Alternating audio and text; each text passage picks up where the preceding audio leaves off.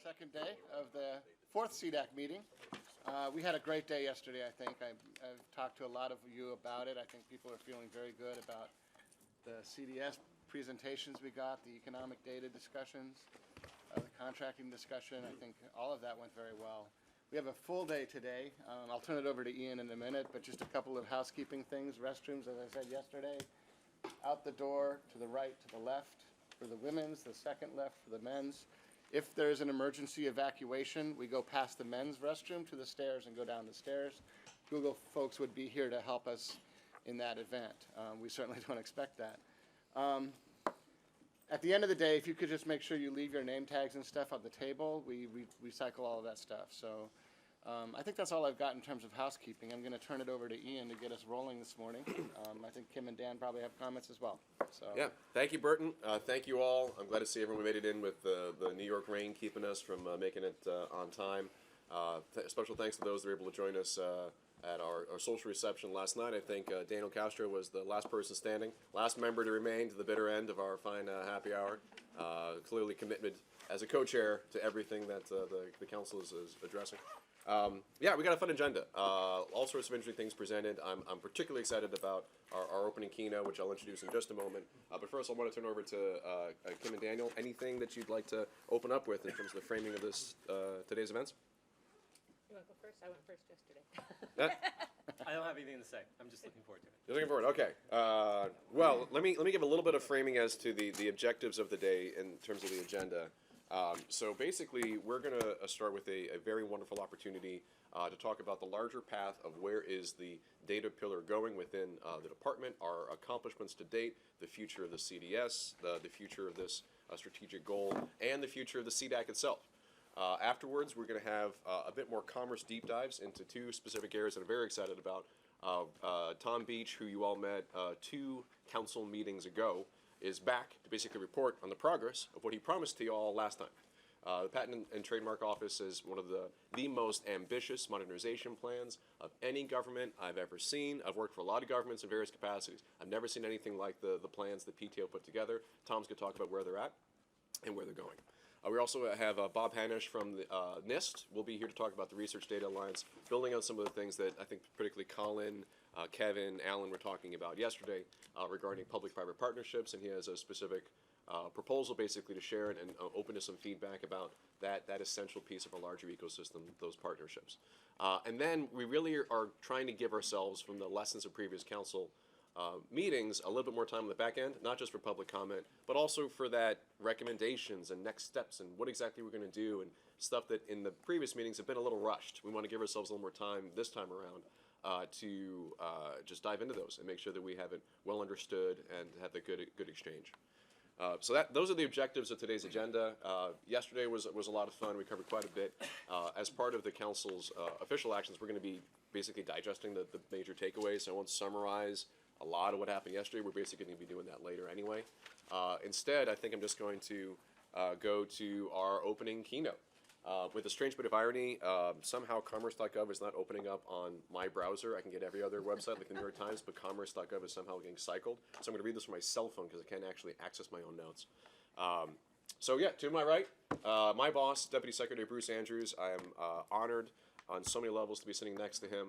He gave me the dream job opportunity just about a year and a half ago, changed my life, and I'm deeply grateful for his confidence or poor judgment, one or the other, and overwhelming support for what he's provided for me personally, and for basically, in a strange way, everything that we are talking about here.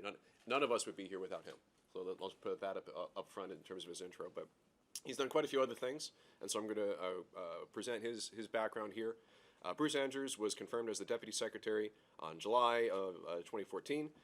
Bruce was named the Acting Deputy Secretary of Commerce by President Obama and Secretary Penny Pritzker later in June. Prior to this, Bruce served as the Chief of Staff to the Secretary in the U.S. Department of Commerce, a post which began in October 2011. Prior to joining Commerce, Bruce served as the General Counsel for the U.S. Senate Committee on Commerce, Science, and Transportation. So he was on the Hill watching Commerce before he came to Commerce. Where he served as the Chief Counsel for the committee and was responsible for the policy, legal, and jurisdiction issues.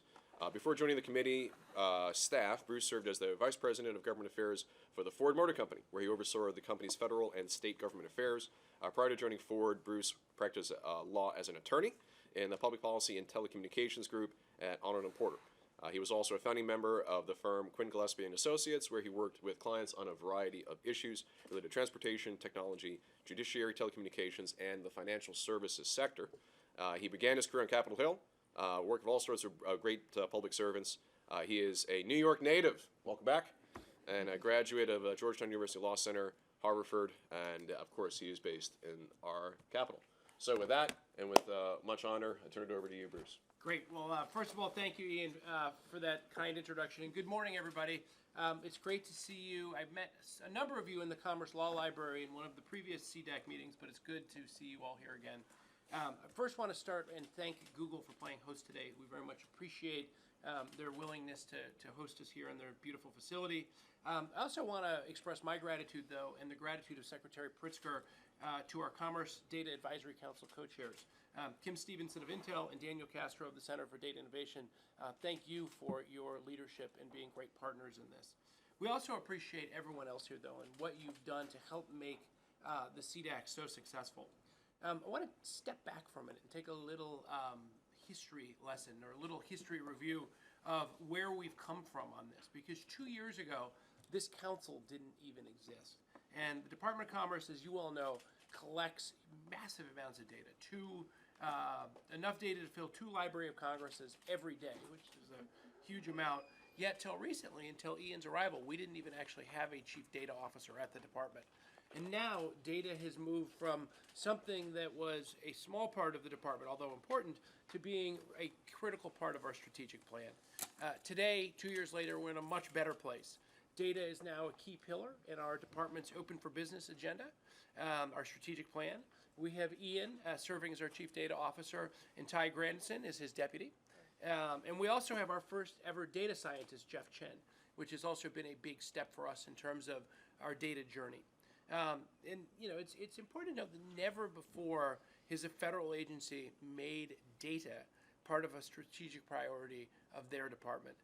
But by doing so, I think it's really helping us to deliver on our mission, which is growing our economy and helping American businesses to compete and to be successful in a global economy.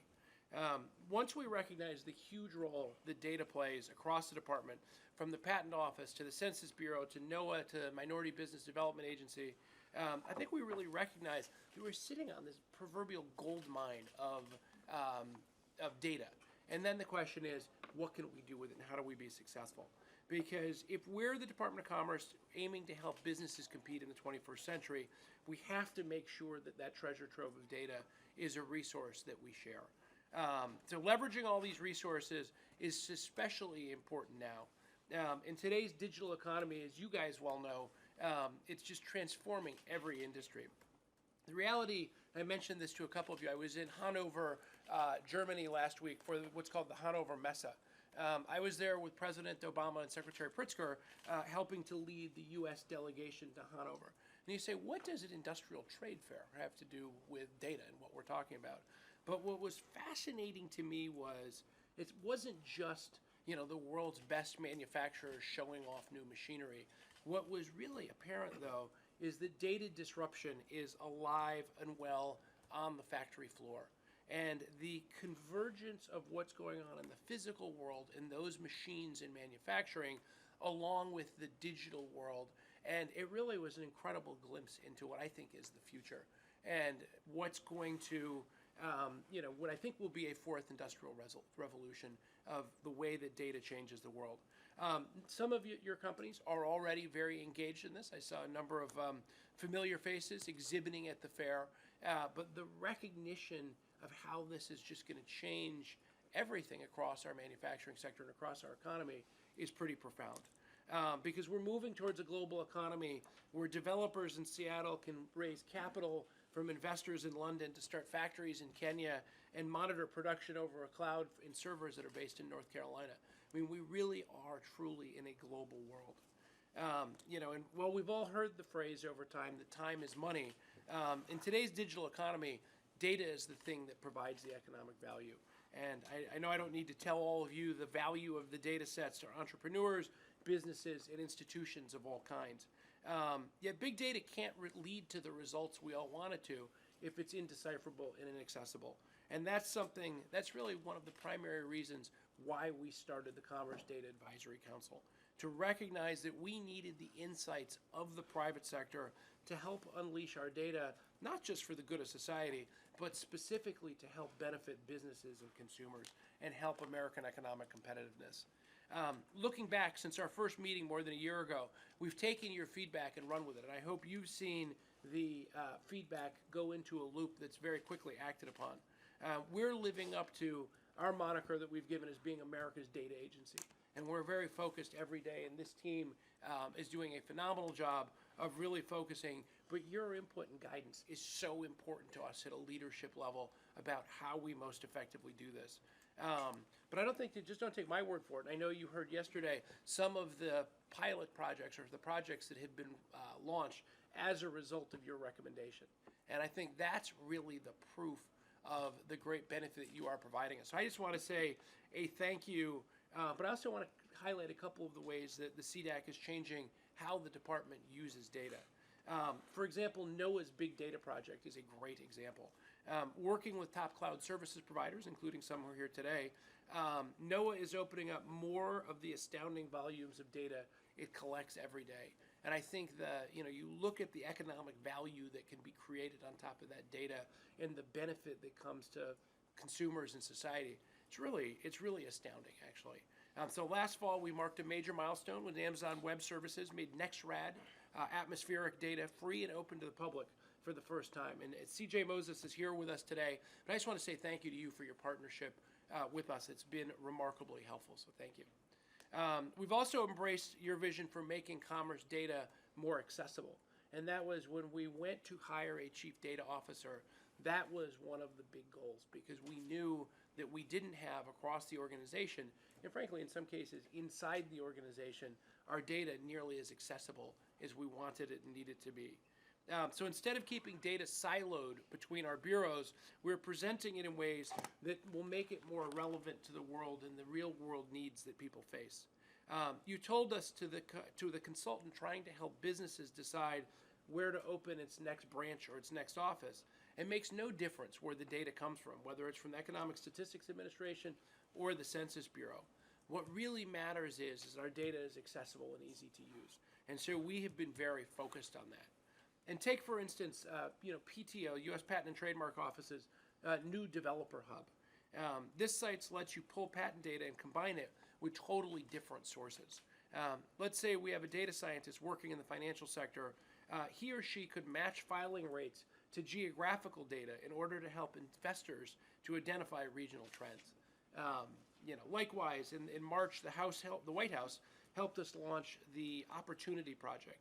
And this is a really neat one, because the Opportunity Project combines census data on income, education, and poverty with other sources to provide a holistic view of opportunity at the neighborhood level across the United States. For businesses, economic development organizations, and other institutions, these innovative data sets may shed light on challenges such as inequality and housing affordability in a whole new way. CDAC also has emphasized our need to better communicate the value of commerce data to people in different fields. And we're working hard, as you said, to humanize the data, because that's so important that we have it, but we've got to tell our story. So in January, we launched the Commerce Data Usability Project, hosted at commerce.gov/data usability, and using open source tools like GitHub, coders are making engaging and easy to understand tutorials that showcase how companies and organizations are using commerce data. With this project, we are reducing data consumption time down from months to just hours. I was proud to show off some of these projects during my recent talk at Strata Hadoop at the data conference out in San Francisco. Take, for example, the online real estate giant Zillow, who is also represented here today. Using Census Bureau's American Community Survey data, Zillow is helping buyers to find the home of their dreams in the community of their dreams. Data is making an impact in the nonprofit world as well. The environmental group Earth Genome is incorporating NOAA topography data into their wetlands restoration model. They use these models to encourage industry to make more sustainable decisions. Yet the Commerce Data Usability Project is more than just a highlight reel of a couple successes. It is a vast resource for data scientists, programmers, and researchers looking to leverage our data. Finally, one of the greatest lessons we've learned from CDAC is that the Department of Commerce must make data part of every bureau's institutional muscle memory. To accomplish this, last November, Secretary Pritzker announced the first ever Commerce Data Service, led by Ian and his team. And although we may never be able to run the government like a startup, we are so glad that a startup is up and running in the government. And we've seen tangible successes already. This is an incredibly talented team, a diverse team of truly energetic and talented innovators. And across the Department of Commerce, they're building new apps and tools to help our staff achieve their results, which has been really fun to watch the reaction to this new program coming forward to help people to do their jobs in different ways. For example, the team is helping the International Trade Administration to increase U.S. exports. Helping American companies take advantage of the amazing export opportunities that lie beyond our borders is ITA's top priority. Yet identifying firms that were ready to take the leap into exporting has not always been easy, and frankly is a pretty major challenge for us. So to solve that challenge, the Commerce Data Service team is working on something that we call the New Exporters Project. Using machine learning techniques to combine our existing data sets with data from the business world, the goal is to develop a predictive model for the characteristics of successful exporters. So we can actually figure out who those people should be before they're even starting to export. And the New Exporters Project may help ITA to identify new leads and dramatically increase how many businesses would become exporters, which is a very significant priority of President Obama under the National Export Initiative and making the United States able to reach the 95 or 96% of customers that are outside of our borders. So in short, the Commerce Data Service is raising the standard for what software can do for government. But to be done well, and when it's done well, software can help government serve the public more effectively and efficiently, and that's what this team is really focused on. Of course, we can't just rely on outside talent as well. We also have to build skills within the department from the bottom up. And from the start, CDAC has emphasized that a data-driven agency needs a data-driven workforce. And this is a really fundamental way that we're trying to change the view within the Department of Commerce. We undertook an effort to help more employees within the department to gain skills in the best practices of open source data and the digital economy. This past February, we launched the Commerce Data Academy with guidance from CDAC. We brought some of the private sector's most respected leaders in digital skills training to the table to help us. Together, General Assembly, the Commerce Library, and Link launched a jointly run pilot project. We decided to offer 4 basic courses in areas like HTML and CSS and storytelling with data to gauge the interest of commerce employees.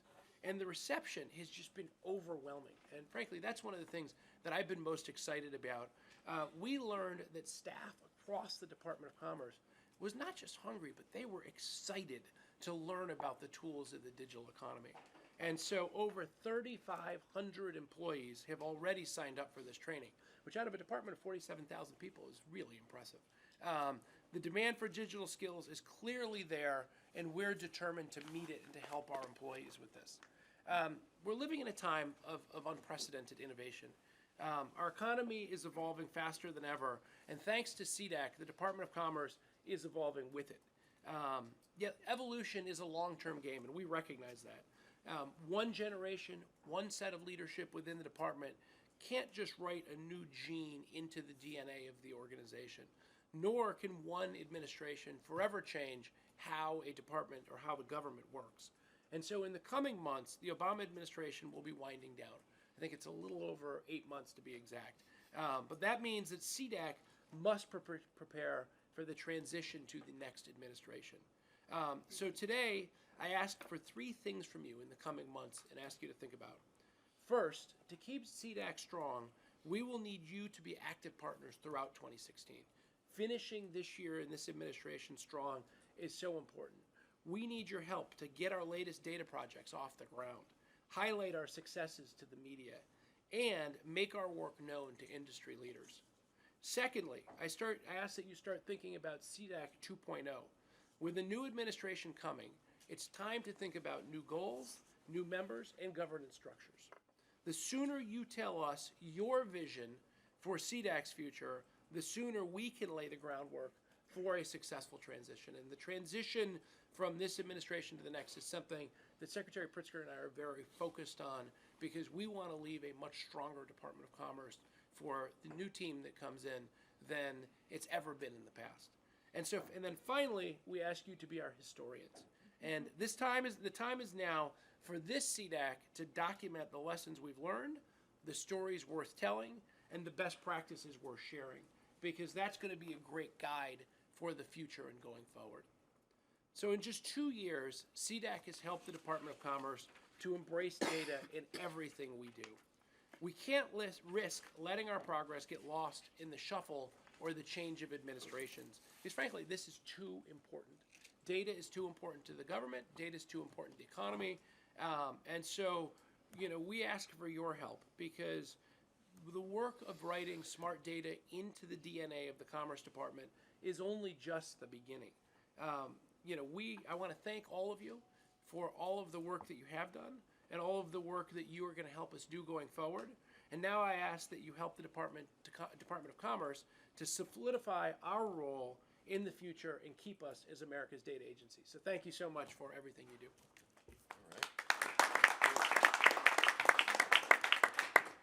Thank you, Bruce. I'm also very grateful that some of our members were able to join Heather to not be the sole representative of the members on the side. It's going to be an interesting tennis match.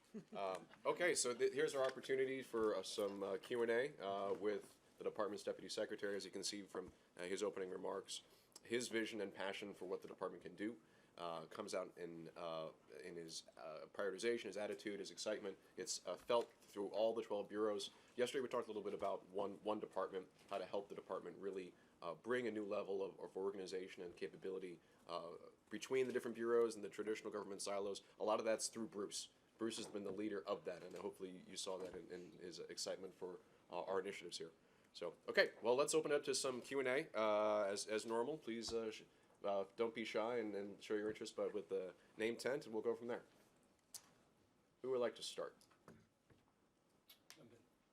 Daniel. Yeah, just on the Commerce Data Academy, which I think is one of the most kind of exciting projects you have going on, what does the timeline look like in terms of getting as many staff through that as possible? Because it seems like in terms of long-term change, kind of creating that culture of excitement around data and understanding and data literacy, that's going to be one of the biggest changes that you can do in the next 6 months in the time that's left. So I'm going to let Ian answer it, but I wanted to say one thing in preface to that, which is this has been really fantastic, because one of the challenges in the federal government is the ongoing learning and the ongoing development of our staff. And one of the things, because we are dependent on appropriations from Congress, and often, worker training and worker development opportunity, employee development opportunities are something that gets lost when budgets get tight.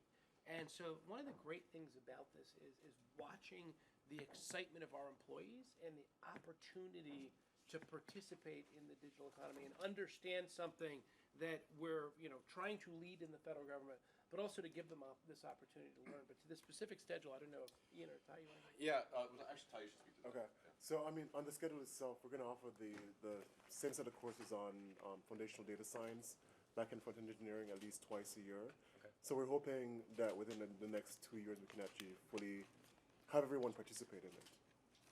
Right, that's the hope, but it all depends upon funding. Let me just preface that. Well, at some level, yeah, it was one of our breakout successes, and so from that initial pilot, a lot of the success is just the level of interest, but we haven't actually put everyone through the training program yet, so it's a little bit just the functional pipeline. We are finding ways to scale even the initial training. We're going remote, we're recording it, we're sharing some of the content, we're sharing some of the lessons, but it's funny, like so many other, I think a theme from the startups, the pilots that we shared yesterday, the Data Academy itself is another example of that, how fast we want to let it scale. We're already getting interest from the White House and other bureaus that want to replicate our model and expand it, and the director of the Data Academy, who's not here right now, can't help but laugh. She says, we just started this 2 months ago. We really have to like ship it out to other governments already? Let's at least get the students through. Yeah. So that's, I think, an example of our success, but exactly part of the challenge. How fast can we get this thing deployed? Can I say something? Please, please. I think it's also important to remember there are two aspects to the Data Academy. One is the courses that are being offered online that thousands of people literally are taking. But there are also 20 people who went through a boot camp and committed, and their bosses committed to devote them 6 months, 3 to 6 months, to the Data Academy, to the CDS, to expand the workforce of the CDS, expand the projects that the CDS is doing, and to reflect the investment that bureaus across the department are making in the data initiative and the data efforts that are being led by the CDS. And I think that it's important for us to keep both of those moving forward, because we increase data literacy through the classes, we increase the data accomplishments through the classes, and the work of the CDS expanded through those details. And I think it's important to keep that in mind. And I think we talked about it yesterday, but the institutionalization piece, this is very important to that, because we're creating folks that know how to use the CDS, what it's about, and can tee up projects for us from their bureaus. So it's been great. And it ensures that there's the link back to the bureaus, and that the projects the CDS is doing are projects that reflect the priorities of the bureaus through those details. Stan? I think kind of along that line, I was really interested in the academy piece that y'all talked about yesterday, and that was quite interesting that there was such high demand for that, and so clearly that's a need. I guess I was thinking about, as we prepare for this afternoon's discussion about kind of the future and kind of what we want to focus on, when you think about the CDS, I guess it seemed like there are 3 modes that going forward, do we want it to be enabling institution where it's it's doing things like training or best practices or standards, or documenting ways that if any service is going to have an open platform, here are the best practices for it. That's an enabling type institution. Or do we want it to be a demonstration institution which is kind of some of the projects we looked at yesterday are that. So you're kind of showing the best practices by actually implementing a few of them. Or I guess the third option is, more of a hard-nosed implementation structure, which is around, and we've had conversations like this in prior meetings as well, where, I think at the meeting in Boulder, we looked at a list, I remember, like of 10 data sets within the commerce domain that were high demand, that were not yet digitized or fully available. And, my thinking was, wow, let's just, start at number 1 and work down that list and figure out, okay, why is number 1, why is it not open? Issue with the API. And then some of the blocking and tackling around getting people through to, when you think about open data, a lot of it is around finding the data. So, and a lot of it is about accessing it. And, the CDS could be structured, or its focus could be on solving those problems, those pain points that are there. Do you all have an opinion about, as kind of going forward? It's been a little bit of everything right now. I'm wondering if you have a view of what it should really be more of, which of those 3 types? So- Enabling, demonstration, or actual just implementation, where their goal, their pure measurement is utilization of data assets in the commerce domain, and whatever it takes to get there would be what you would do. So I'm going to argue that enablement is actually both teaching, training people, and best practices, as well as building enabling products so the bureaus can actually do their missions in a data-driven way. So I'm going to merge 1 and 3 and say that's what we should be focused on. And can I take that, because when we first started this idea of hiring a chief data officer and creating a commerce, going back to the roots of it, implementation was the original goal. But I think to Ty's point, I think one of the lessons, and I would defer if these guys agree, is one of the lessons we've learned is yes, you can build a team to do implementation, but you've got to bake data into the DNA of the organization and have everybody think foundationally about how to apply the data. So I actually think the enabling becomes really important, because even if you have a great implementation team, if you have people thinking about how to use the data more effectively and how to work data into what they do, you're going to have an easier time of implementation. You're probably going to need fewer implementation projects. And then the demonstrations, I think, are interesting only for the following reason, which is I've been really pleased how much our bureaus have embraced this. I actually think people, in one way it was liberating, because it was like, oh, thank God somebody came along. We have these really valuable assets that we can use. And for some people it was enlightening to say, wow, we have this great stuff. Okay, let's go out and figure out how to use it. But I think part of getting there is having some demonstration so you can see the power of it. Because if you think about how we are funded, for example, we need to go to Capitol Hill to get money. And one of the things that I think we have to do as part of this is show the value of our data activities, because I think part of the long-term institutionalization of this is making sure that Congress recognizes this as a priority. I always, having worked in the private sector, I always kind of do the analogy, we might have a CEO, but Congress on some level still our board of directors, because they still approve our budgets. And so showing the value and frankly the potential and the opportunity here is really, really important. So I would agree with Ty putting 1 and 3 together, because I think you can't do 3 without having 1 as part of it. I'll also just add, I certainly have some ideas, especially after yesterday's discussion, but I think a lot of the purpose of this council is for you to, in some way, answer that challenge and give your recommendation and advice. What do you think, based on the information we've provided? And with that, I'm going to turn it over to Bill. Can I, Oh, Bill, can I please. jump ahead of go you? ahead. Just Oh, yeah, because it's relevant. Please, go ahead. that was exactly my question, was in our number 1 ask to be active participants, how can we, just like people are going to the Data Academy to learn, I believe Congress's level of understanding on data, analytics, and the impact it can make on running an efficient government is also a piece of what we should do in active participation. I'm personally not sure how to attack that, and would like your input on, what do you see? I think we are the only data advisory council the government has.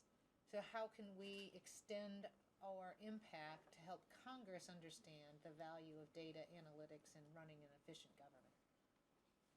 That's actually a really good question, and one that I will admit not to having thought about, but I actually think this is something we really should talk about and how to do it, because on one hand we are obviously prohibited by law from either lobbying Congress or encouraging anybody, but I think there's an incredibly valuable education process here. And I also think there are a number of members of Congress who understand and are interested in innovation. They understand in American competitiveness.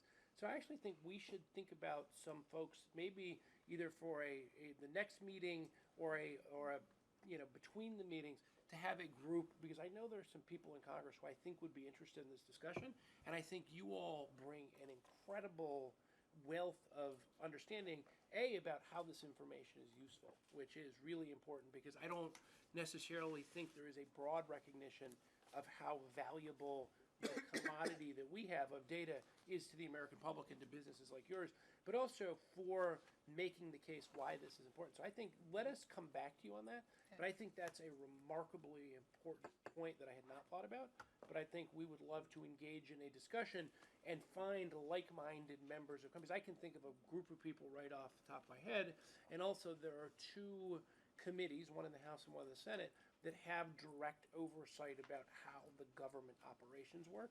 And to my knowledge, they've never really, I don't know of a single hearing or a single subcommittee or a single discussion about how do we bake data in across the federal government. But I think that's a really good idea that we should talk about how to proceed forward with. Okay, thanks. On a small level, this topic briefly came up at the end of yesterday, and so although there were some other folks who kind of raised their names earlier, I'm going to jump ahead a little bit, maybe go to Jack, because I think you were just talking about this at the end of yesterday. I think it's relevant. Oh yeah, and well, Bill and Joy were up first, but Bill took his down. Back up? No, that's only because I jumped in front of them. All right, well, you know what? Let's go with the right order then. Bill, you're next, please. Bruce, I'm probably the person on this council working most closely with NOAA. I'm curious your thoughts as to the lessons that can be learned from NOAA for the rest of commerce, number one. Number two, what should be done differently in NOAA with their data policy and data activities? And third, what are the untapped opportunities for NOAA data? Okay, so let me take, I would actually be interested in your take on 1 and 2, only because I think we're to me, we're in the middle of the movie, right? And I think we need to do a review, okay, what's been successful? So I think NOAA really came forward with a kind of innovative idea, right, of approaching these CRADAs and embracing private sector partners. And I think they didn't actually know what they would find either. You know, it really was an experiment, which I give them a great deal of credit for being so bold and saying, we're going to go out and do this. We don't know how it works, but we're going to learn from our successes and we're going to learn from our failures in the process.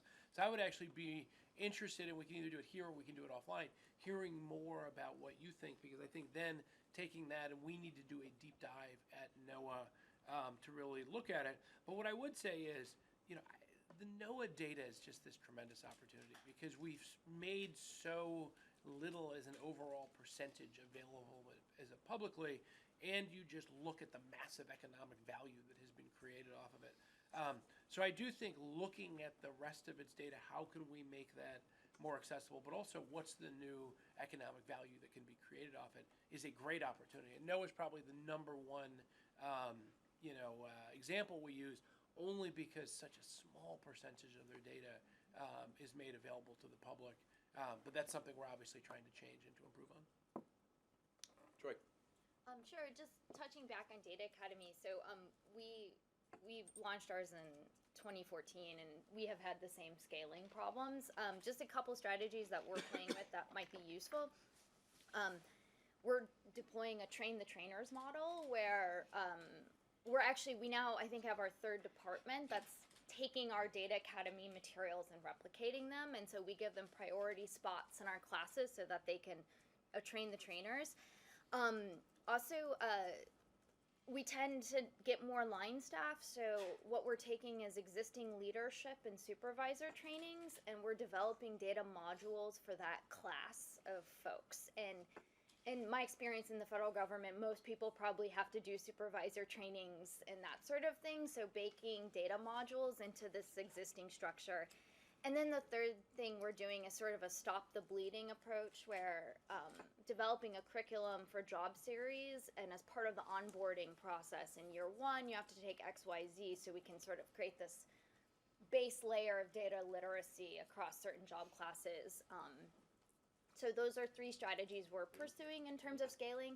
A note of caution, we found people are not interested in online classes. They are not interested in videos. They don't want it. Like, we've tried to divert people, and we have not been able to divert them. They want hands-on, real-time training. That's just, it might be different for you all, but that's not what we've It's found. not different for us. Yeah. We Really? see 1 in 100. We'll take the online course that Really? we offer, in Yeah. person. When you enter when you're introducing a brand new concept or a brand new skill, like we are here, hands-on is the most effective way.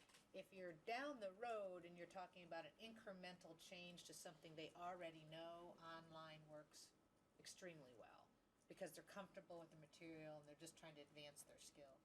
So that would be where I would draw.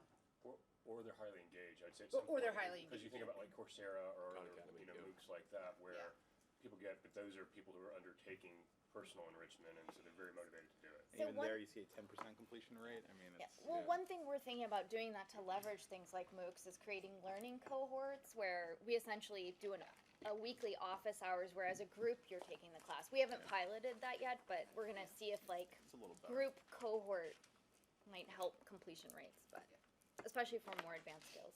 Right. Oh, very, very helpful. Very much appreciate the experience and insights on that. I will also share that we gave a brief demo of the Data Academy to Secretary Pritzker, and to the shock of her scheduler, she said, I want to take the Data Science for Managers course. So right at the top, and actually very funny, and on Tuesday she's going through her first ever hour of code on a data literacy tour. So we're actually very excited about that as well. What's she coding in? Sorry? What's she coding in? What language?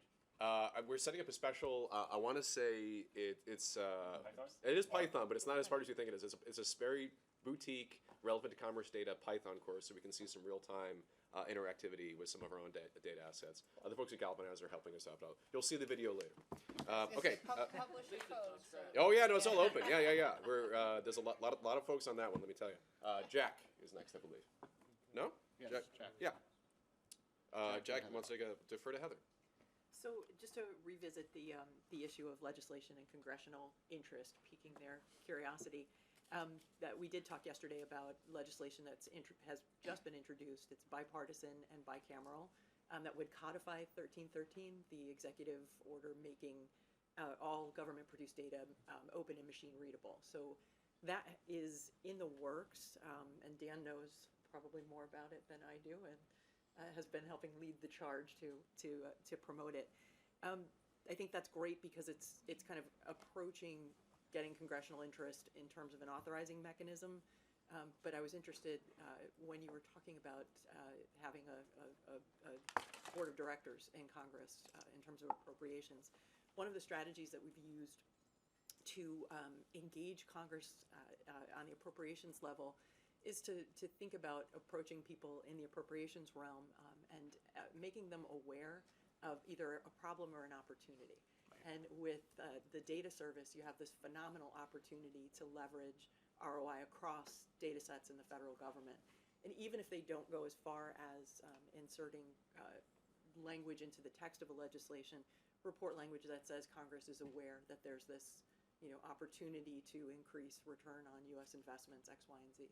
And then one way to just get their attention is to have one of the advocacy organizations associated with the committee to hold a briefing. Right. Just targeting those folks, bringing some of the members of CDAC from the commercial sector to that briefing will almost guarantee you attendance. Yes.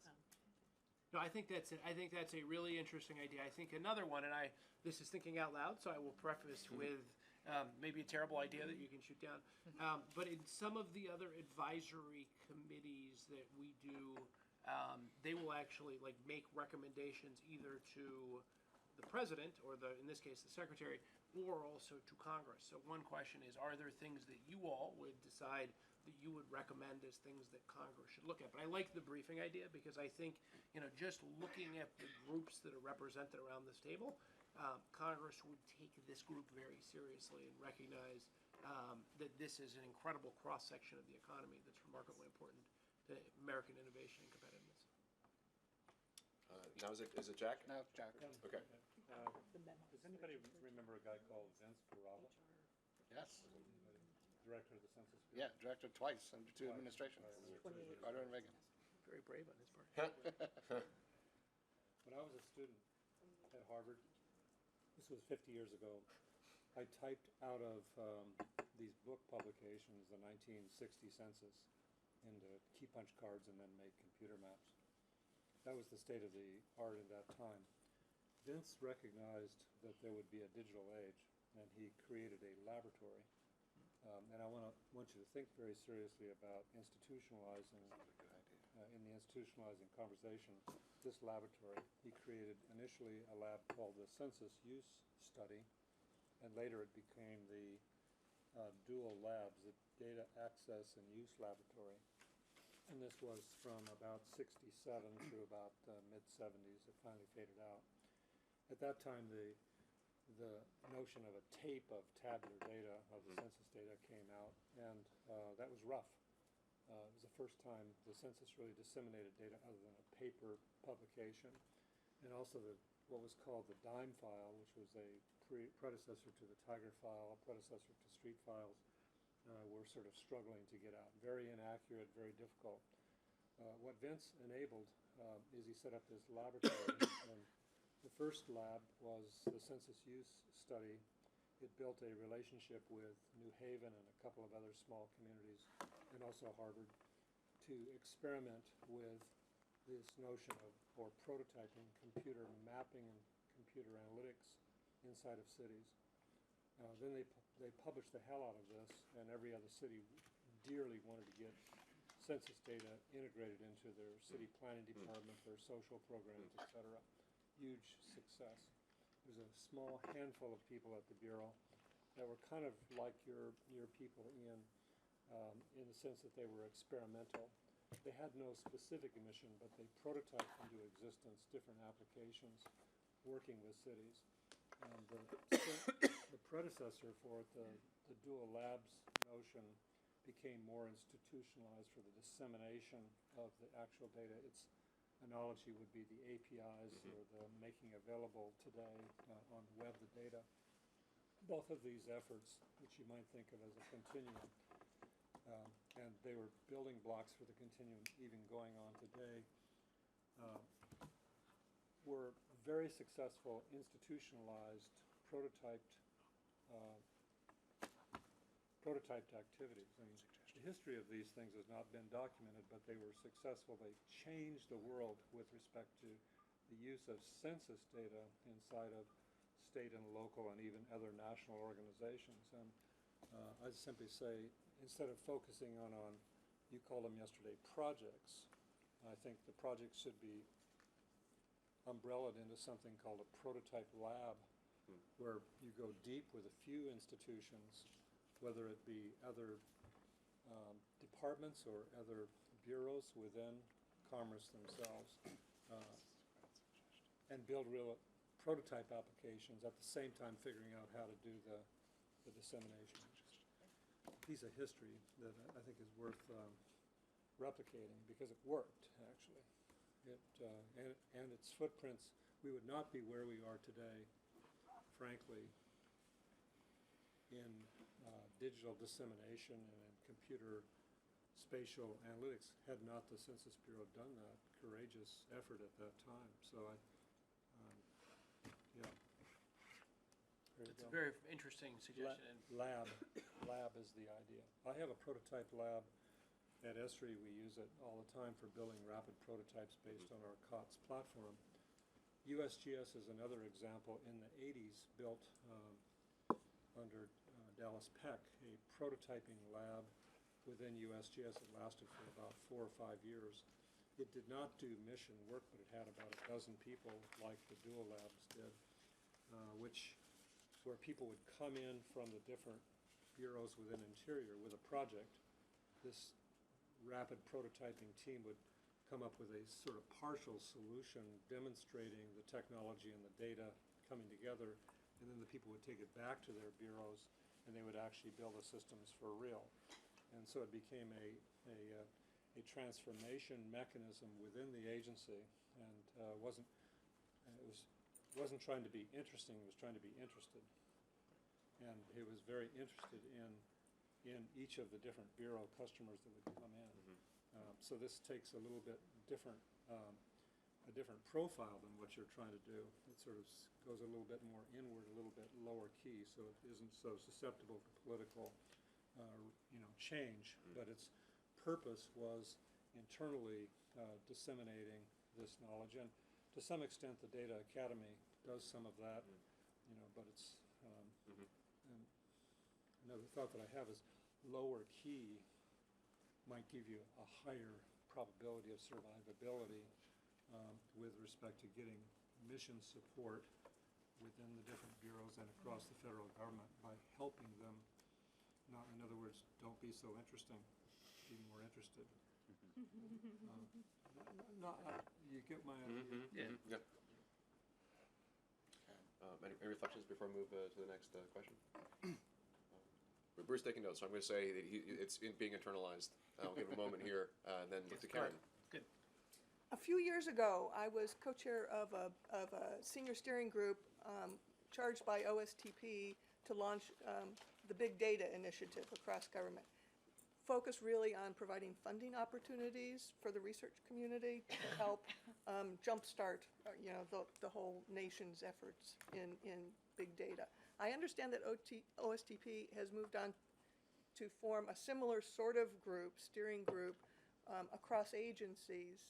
And you guys are acting like such a great model for other agencies that could benefit from the enthusiasm and the ideas that you have and that you've pursued to make this such a vibrant sort of group.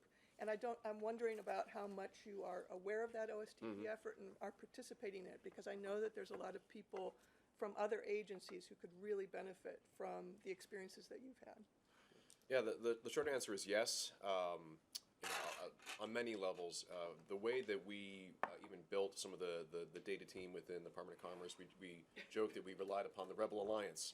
It's, if you look at the Innovation Lab at EPA, URS Digital Services, 18F, and the path that they're going, on some level we kind of all know each other, we're kind of all working together, we share a lot, but even beyond the open source side. So there's definitely a very strong personal connection to those folks that in some ways is more powerful than a formal governance structure or working group. Now, in addition to that, there is a new data cabinet led by DJ Patil, the Deputy Chief Technology Officer and Chief Data Scientist, that is doing exactly that and also institutionalizing themselves a lot of their initiatives across the federal agencies.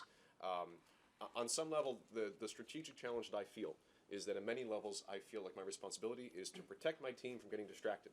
But I also feel like, wow, this is really great. Someone else should benefit from hearing about this, especially if we're talking about selling and institutionalizing. So I struggle with that personally. I know Ty deals with that. Every email on some level is a distraction from some of the things that he's trying to build with the team. And so we're being very, I would say, honestly selective about how much we want to let our own experiments go out too far out too quickly. Different necessarily than how much we're trying to share these successes inside the department just to get greater buy-in and roots within the initiatives. That said, we love OSTP's help. They are very, very good at amplifying. They have that convening platform that is second to none. And so we recognize we can't ignore that opportunity. It's fantastic. I'll give one tactical example. One of the things that OSTP was very keen upon was what we learned in the data service around recruiting technical talent. We heard I think it was 2 sessions ago, just recruiting technical talent, building professional skills of existing talent, and retaining top talent. So the whole life cycle. That is so hard in any government, anywhere. And somehow, a lot of what we experimented has demonstrated some successes in that. And so Burton literally went to the data cabinet and trained other people, other agencies, on how we were able to use existing authorities, similar to yesterday's discussion about procurement authorities, use existing hiring authorities and training authorities, and budget authorities too, actually, to build our team as quickly as we did. Through the details and examples that was shared, our startup went from a startup of 1 person to roughly a startup of 30 people in only a few months. On the scale of any government, that's ridiculous. It's very hard to ever accomplish that, to build a team that quick. Look at the expression. It's ridiculously cool. It's fantastic. It's fun. But there's also some folks that said you cannot. Is it repeatable? And most folks would say no. Burton's giving training, literally, just like a month ago, to all the federal agencies. Actually, you can do it yourself. You can train the trainer, like Joy said. You can do it too, and here's how we did it. Right? We actually have a working group within the data cabinet that's focused explicitly on building data staff, building data capacity within other departments. That's terrific. And there are a lot of opportunities to bring staff on, and these folks are coming on under authorities that this administration put in place that allows you to reach people with highly developed data talent, technical talent, to bring them on in temporary appointments to get started. And that's one of the ways we were able to get this up so quickly. And now other agencies are looking at this and saying, "Wow, we didn't know that was there." I was just going to respond quickly because I think that's terrific that you're participating in that, and I'm really glad to hear it. And the reason I was bringing up OSTP is kind of in response to Kim's question about how can we amplify the voice, and I think that you've got great champions within OSTP who can maybe help, and by building not just Commerce's experience but the other agencies too. Everybody talking the same talk, I think, will be heard by Commerce for sure. And if I could just underscore one point on that, one thing actually I would ask for help for all of you, which is talent is one of our biggest challenge, whether it's in data, whether it's in cybersecurity. I mean, the technology field, all across the really tech areas is very challenging for the federal government. We don't pay as well. We don't have nearly as beautiful offices. Like as I walked around Google thinking, boy, this is nice. Much better than our 1921 building. But the tools that the federal government has are not as robust. And frankly, we don't have stock options. We don't have, the flexibility, a variety of things. But what we do have is the opportunity to serve in a sense of mission. And one thing I would ask all of you, and one of the things that I actually think this administration, we've been lucky that there are an incredible number of talented, both young and actually not so young people who have wanted to come serve. And I give Todd Park and Megan Smith and I think DJ Patel is actually one of the fruits of this, which is trying to create a culture in the tech world and in the data world that coming to do a tour of duty in the federal government, even if it's just 2 years. And so we see it in the PIF program, we see it at 18F, we see it that what Ian and Ty have built here. There's this great opportunity, but your help in proselytizing that is you have really smart, talented people who are making, working through their career. I would ask that you encourage them, say, you know what, go work in the federal government for 2 years. That's part of your journey in development of your career. And if you want to be incredibly, successful in the private sector, it's not just going to a startup making a huge amount of money and getting, great stock options and then building the next company. It's go devote some time to your country and actually take some time, because the quality of the talent we have been lucky enough to, recruit has gone up significantly, but, we have massive unfilled gaps that we need. And I think we're well ahead of other agencies. And I look at, just the data sets and the neat stuff that can be done with data at all these other agencies, but we really need the smart, talented people to come in and do it. So your help in just proselytizing that as well about the value of government service would be much appreciated. Can I respond to this? Absolutely. Every sector is complaining about lack of talent. Every business is complaining about lack of talent. Yes. Every, nonprofits, government. My point on this is that I think that there's this danger that it's just like, oh, well, we're not getting it because they've got it, because that's actually not how it's seen in any environment. I point this out because I think that we all need to start thinking about how we rethink our approach to commerce as one of investing in the development of talent. Rather than imagining it happening in schooling, it used to be in our business environment that we would actually purposefully build talent. And we actually don't do that anymore, and I think that the tech sector is the worst at doing it. There are a handful of companies who will train people when they come in, but very few do. And so I think that there's a broader conversation that needs to be had within government and within, commerce writ large, not just commerce department, but within business sector, about what it means to invest in and develop talent as an ongoing priority in the development of our systems, as opposed to imagining ways in which we can steal it from other people. I don't disagree with you in the least on that. And, and one of the things that actually, Penny has led with the department and working with others, recognizing that the skills gap is massive across industries. And, everywhere I travel, you name it, anywhere in the country, I sit down with CEOs and business leaders. The first thing we hear is we don't have the talent we need. But I do think it is particularly acute in this space, and there are other spaces where it's particularly acute as well, so this is not the only one. But also, I would also say that the federal government, because we have so many fewer tools, and realistically, our training dollars have gotten cut back to the point, and our ability to go out and attract the top talent, can be an issue. And I don't disagree with you at all that there is a gap writ large, but it's particularly acute for us because we have none of the other tools to attract talent. I guess what I'm saying is, given your position, I would also be thinking about how you can put pressure on companies to actually invest in the development of talent, not just stealing each other's talent. Because I think that the problem is actually commerce writ large, not just government. So I think that you actually also have a role to play as a commerce department to really put a form of pressure onto a lot of these companies, because I think this is a problem writ large. Are you describing education of our current workforces, or are you describing pushing industry to get more output from educational institutions?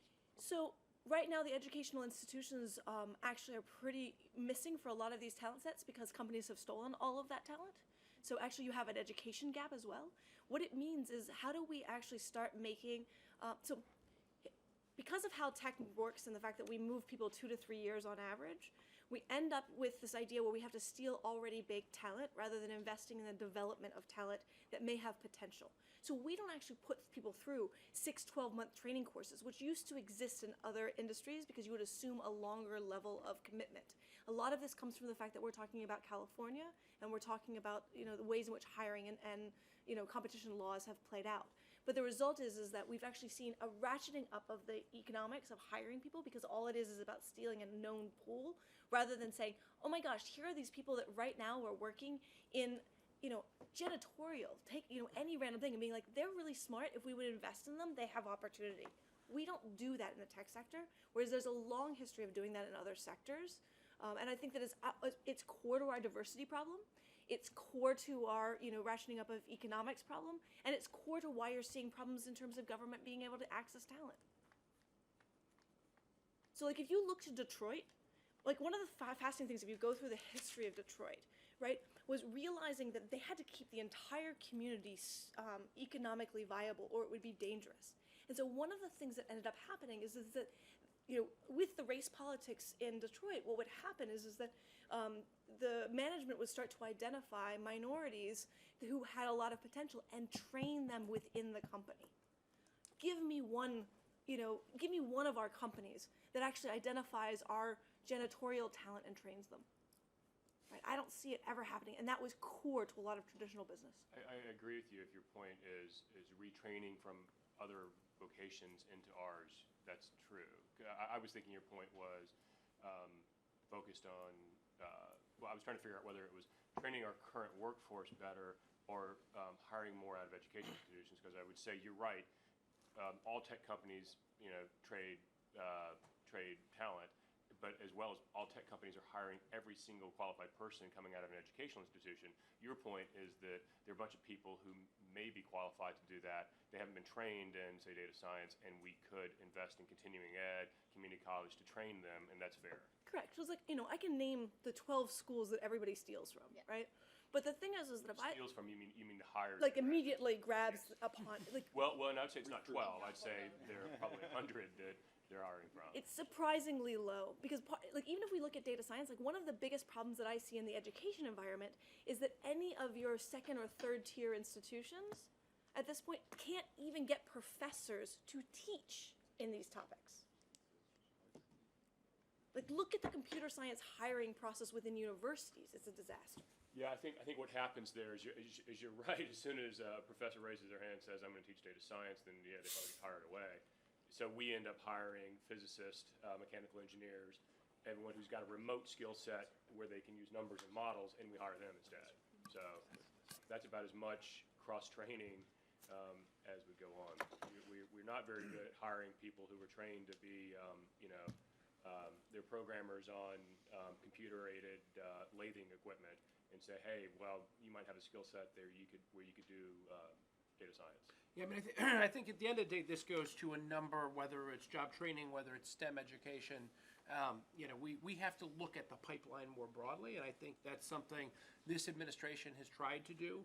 I think there's a lot more work to be done, and hopefully the next administration will make this a real priority because I think we have no choice. Kati.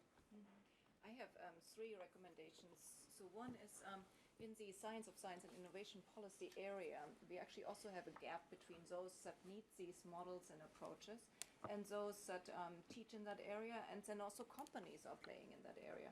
And what was extremely effective in closing the gaps between those 3 is a listserv, as simple as a listserv. You could for instance, start with academic and other people which are in the big data science initiative, which Karen just mentioned. You could take people from industry which are here on this table, but also those which didn't fit on the table. There are many which could have provided also great input here. And you could start with those which you have already identified in government, which are interested in these topics. So if you give them a listserv where they can ask each other questions or advertise their open positions for that matter, or advertise open online courses or physical courses, and maybe you just want to hire them to teach for you because you think that's a good fit for you. I think that would make a huge difference. Number 2, in addition to having you prototype, I think it would be potentially really useful to advertise the top 10 data sets that the Department of Commerce has in a way that I can understand what they're all about and how stable these APIs are and what comes from those APIs as opposed to the bulk data that I can get from another site. And after you can guarantee that these APIs are stable, then you might like to invite companies or also academic researchers like myself to submit proposals on how to use these data sets. And if you then want to use us or another board to evaluate these proposals, then you would get some of these success stories with a major buy-in from those proposers almost for free. Maybe you have to put in a few hours of work to actually make that API deliver all the fields you need. But I think this would have you focus on getting the data right, and you would have that matchmaking process. So top 10 data sets, and then have people submit proposals. And then the last one, sorry, I can't multitask. The last one is, I believe you have a unique opportunities to help set standards by, for instance, creating a data marketplace. And then what does this data marketplace accept? What kind of meta fields do people have to provide with their data? And the data could come out of the Department of Commerce or could come from other areas. Or you add your data to the data marketplace that already exists surrounding ESRI, and Jack has to maybe okay that. But there are other data marketplaces out there. So add your data that's there and help set standards that are useful for many for using data. Wonderful, thank you. I think we're going to go with the last three comments here because I know that DC is waiting on Bruce to return. I think it was Joy again, please. Just back to the policy point, I've been sort of lightly tracking, and Congress.gov tells me that it's passed, is the Evidence-Based Policymaking Commission Act of 2016, which is calling for a 15-member commission to basically come up with a report to recommend how the president should better leverage data and evidence and policy making and continuous improvement in operations. So that feels like an obvious hook to participate. And Census is actually hosting the. Yeah, the $3 million is going to Census to very- implement it. Excited about that. Excellent, thank you. Jack? Yeah, you do have an advantage of attracting young tech people with public service. I mean, I think that's the way you should look at it, rather than help us get people in there. Second comment, project-based learning is how I learn almost everything. And you're doing these projects. Yep. So you're growing talent through project-based learning. As I think all of us, I think Stan, you assign projects to people and they learn enormously. So whether it's a machine lathing person and you bring them in, and through projects they learn to do data science or whatever it is. I think that's the mechanism. So then what are the projects that could actually stimulate learning? I'm going to return to this lab idea. The census labs of the 60s and 70s were in a way incubators for project-based learning. And everybody looked at them just like they're looking at UEN in terms of projects and trying to learn from those. They learned from them. All the cities were looking. But the nature of those labs were that there were participants in them from the local city in the lab. There were participants from the federal government. There were participants from private sector. And they had a short amount of time. The New Haven was one, and the university also. New Haven was one project. SCRIS, which is the Southern California one, was another one. There were these sort of labs that had a time period, and the labs were facilitated with a few $1 million by the federal government, but they were open. It wasn't a CRADA. I don't know what the institution was actually, but there was a little bit of grant money that went to the local government or to universities, and private companies would get involved because they wanted to learn from the incubator themselves. So this kind of again, getting back to institutionalizing what you're doing, if there was a lab framework that allowed multi-participant, project-based learning where all boats rise, and you spin out of that the training, you spin out of that publications, you spin out of that best use cases for the use of data within your real constituents, which are, maybe in the Department of Commerce, but largely in local or private sector worlds. So it's a lab with partnerships that's very loosey. And I mean, there was all kinds of accusations looking back at that period about what is the census trying to do here with the government getting involved in this and that. All the same kind of controversies that we face and certainly will face in the next administration as it goes on. Open data, it was really the first open data by the federal government initiative to try to get people to actually use it. And I'll just return to this. Project-based learning has a way to attract tech people, and having this time window. So it's not, we're trying to institutionalize what we're doing and everybody's going to stay here forever. No, it's and Bruce, to your point, how do we attract talent? Well, I'll tell you what, I'm very attracted to donating my staff for a few weeks here or a few months there for an exciting project. I mean, we did it on the Ebola thing and shut Ebola down with WHO. And my staff all gained, and they gained, and WHO continues on. Or on some of the work with the Census Bureau on big data, I would love to participate in some of those projects, but not for very long, you know, for a few weeks or a few days. And I think having that mechanism, it's not, like I say, maybe it's a CRADA. I don't know what the institutional structure is. It's certainly not a contract, but it's project-based learning is the big payoff. And, you know, my staff wants to learn, your staff wants to learn, the government wants to learn, the academy wants to learn, but they don't want to learn in some stovepiped thing. They want to do project-based learning. I mean, I do a lot of work with kids in high school, in inner cities. We do project-based learning exercises. They get to choose their own project. They work on, you know, violence or gangs or drugs or whatever it is. They use GIS to be able to do it. And you just cannot believe the excitement that comes out of project-based learning. I mean, hundreds of kids are spinning up. It's kind of a STEM play, you might think of.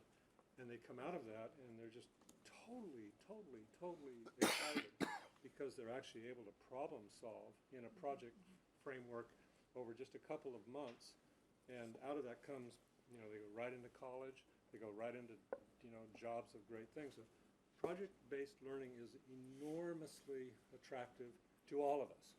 I mean, if you look at where you actually learned, not your academic learning, but when you really started to learn, you got involved in a project and you learned and you grew, and you know, so that to me is the answer to the shortage of tech people, and how you institutionalize that in Commerce.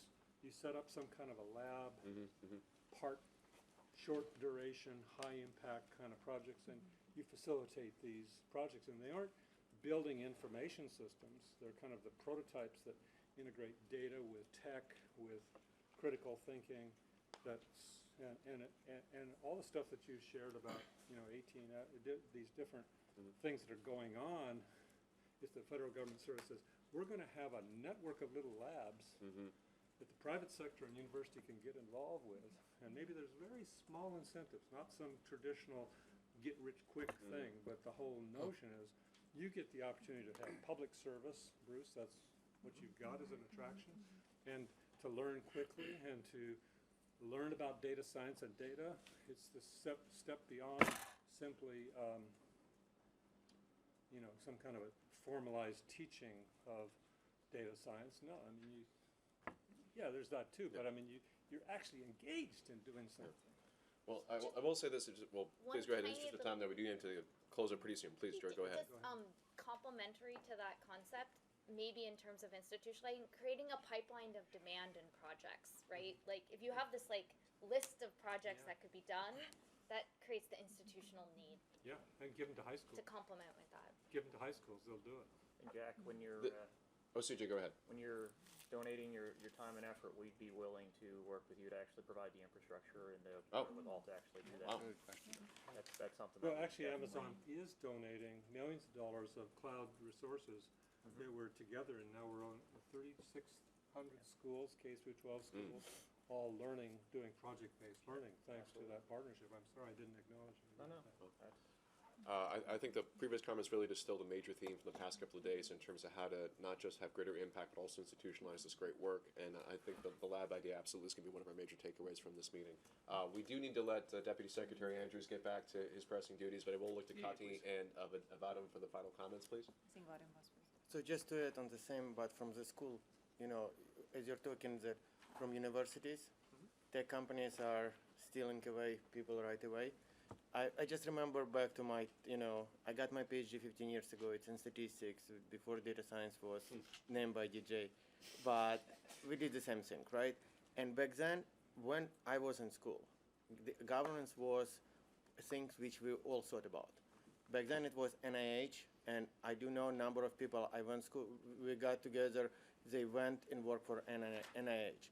And back then, we knew exactly what we could come to the government, what we could do, and it was our choice whether to go or not. I was considering working for different part of government, decided not to for different reasons, but it was on our mind. I went about a year and a half ago back because my advisor asked, can you come talk to grad students? I came to the university and I spoke with them and I actually asked, guys, are you thinking about government? They're like, no, we don't want to do FDA, right? PG statistics, not exactly FDA in your mind. And there is nothing else we can think about. Is there something? I'm like, I don't know, guys, look it up. Then I walked through, it was a year and a half ago. It was. Then I walked through engineering, it was a job fair. Engineering job fair, University of Michigan, humongous. You probably, half of the companies on the table was at that job fair. Everybody was there. From thinking back, I'm trying to remember who I saw from the government, and I saw two representations. One was Marines, and one was Department of Defense. I don't remember anything else from the government at all. And it was, it was a job fair in 3 buildings. It was probably good 200 to 300 companies, small to big. But going back to that, it's University of Michigan. It's not your last school. You could get really good people about them. They just don't know. So if you want to get those people, you have to make an effort to get them. You have to at least let them know what they do because, I went work for biotech. And yes, I could go and work for other companies back then, but I want to do good for humanity. And the same a lot of students. They want to come and serve. You have that opportunity to tell them that, guys, come to us, serve for so many, but you have to come back to them and tell, here is what you can do, here is some cool stuff, going back to lab idea. If you have lab and you have somebody and say, come to work in our lab for 2 years, it's going to be like your postdoc or your, stepped forward. You will get a lot of people, I believe, but you have to let them know. You have to make an effort. Thank you. And final comment, please. Yeah, Question. actually to follow up, so we have a very quickly growing data science program, and we have a lot of relationships with companies so that we know what they really need and want, and then of course the students can take internships there, and they are also more likely to take a job there then. But I don't think we have any relationship yet with Department of Commerce or entities like that, and that's maybe a lost opportunity. What I wanted to mention is that I spent my last sabbatical at OECD, and it was fascinating for me because you had data scientists, basically, people which study science by scientific means, come in from around the globe. Oftentimes they couldn't share their data, but they could share methods and tools and knowledge, and it was a very international collaboration, and I deeply enjoyed this. And maybe what you also want to make sure that everybody knows it is that you welcome potentially also people that are wanting to spend a sabbatical in your environment, or internships, summer internships. This way you get all the knowledge that cannot be transferred via books and papers, all that tacit knowledge of actually how to run a certain workflow and how to run that tool and how to make that data set work for your new app, etc. So transferring this kind of tacit knowledge from across many, many different data science programs and other programs that are relevant for your expertise needs, I think is another very important point. And I just love to see so much education discussion. I totally love that. Wonderful. Well, thank you all so very much for this feedback. Bruce, any final reflections? Yeah, I just want to thank you. This is remarkably helpful, and I think you all know this, but the guidance and input you provide really helps us to do our job better. So we appreciate your commitment of time and energy to this. I know it's taking 2 days out of your very busy lives and other things is incredibly helpful, but I ask you to continue this going forward as well, because we're only going to get better with your input and your help. And to your last point, Kati, anybody who would like to do a sabbatical at the Department of Commerce, you are very welcome. We will get you a great office, and would be happy to Almost welcome as you. nice as this. Yes, similar. This was a government office. No coffee. Yeah, this used to be a government building. So funny. Well, thank you again very much, Bruce, for being out here. Really appreciate it. No, thank you. Let's take a quick 5-minute break, and then we're going to move right back to the agenda. We lost a few minutes, but I think it was worth it. So thank you. Hanging in there, how are you doing?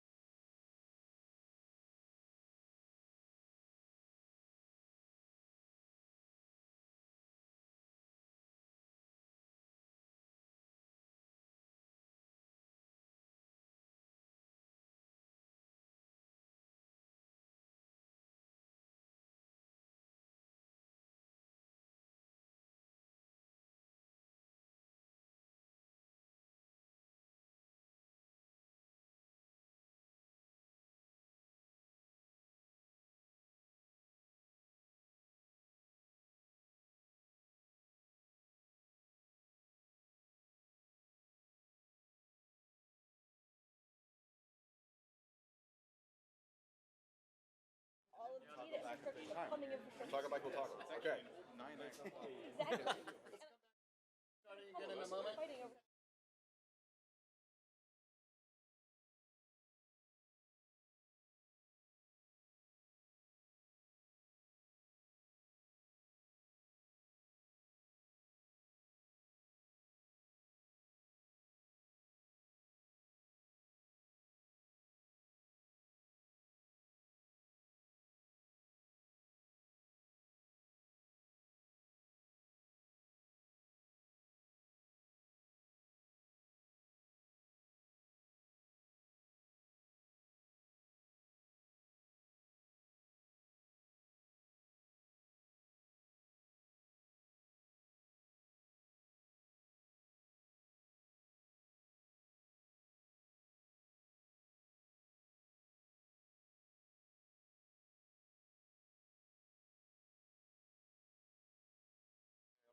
Force it too much. Occupy Wall Street style, you know. Oh yeah, just try. And now we're going. What we're else? going. What else have they accomplished? What else have they accomplished?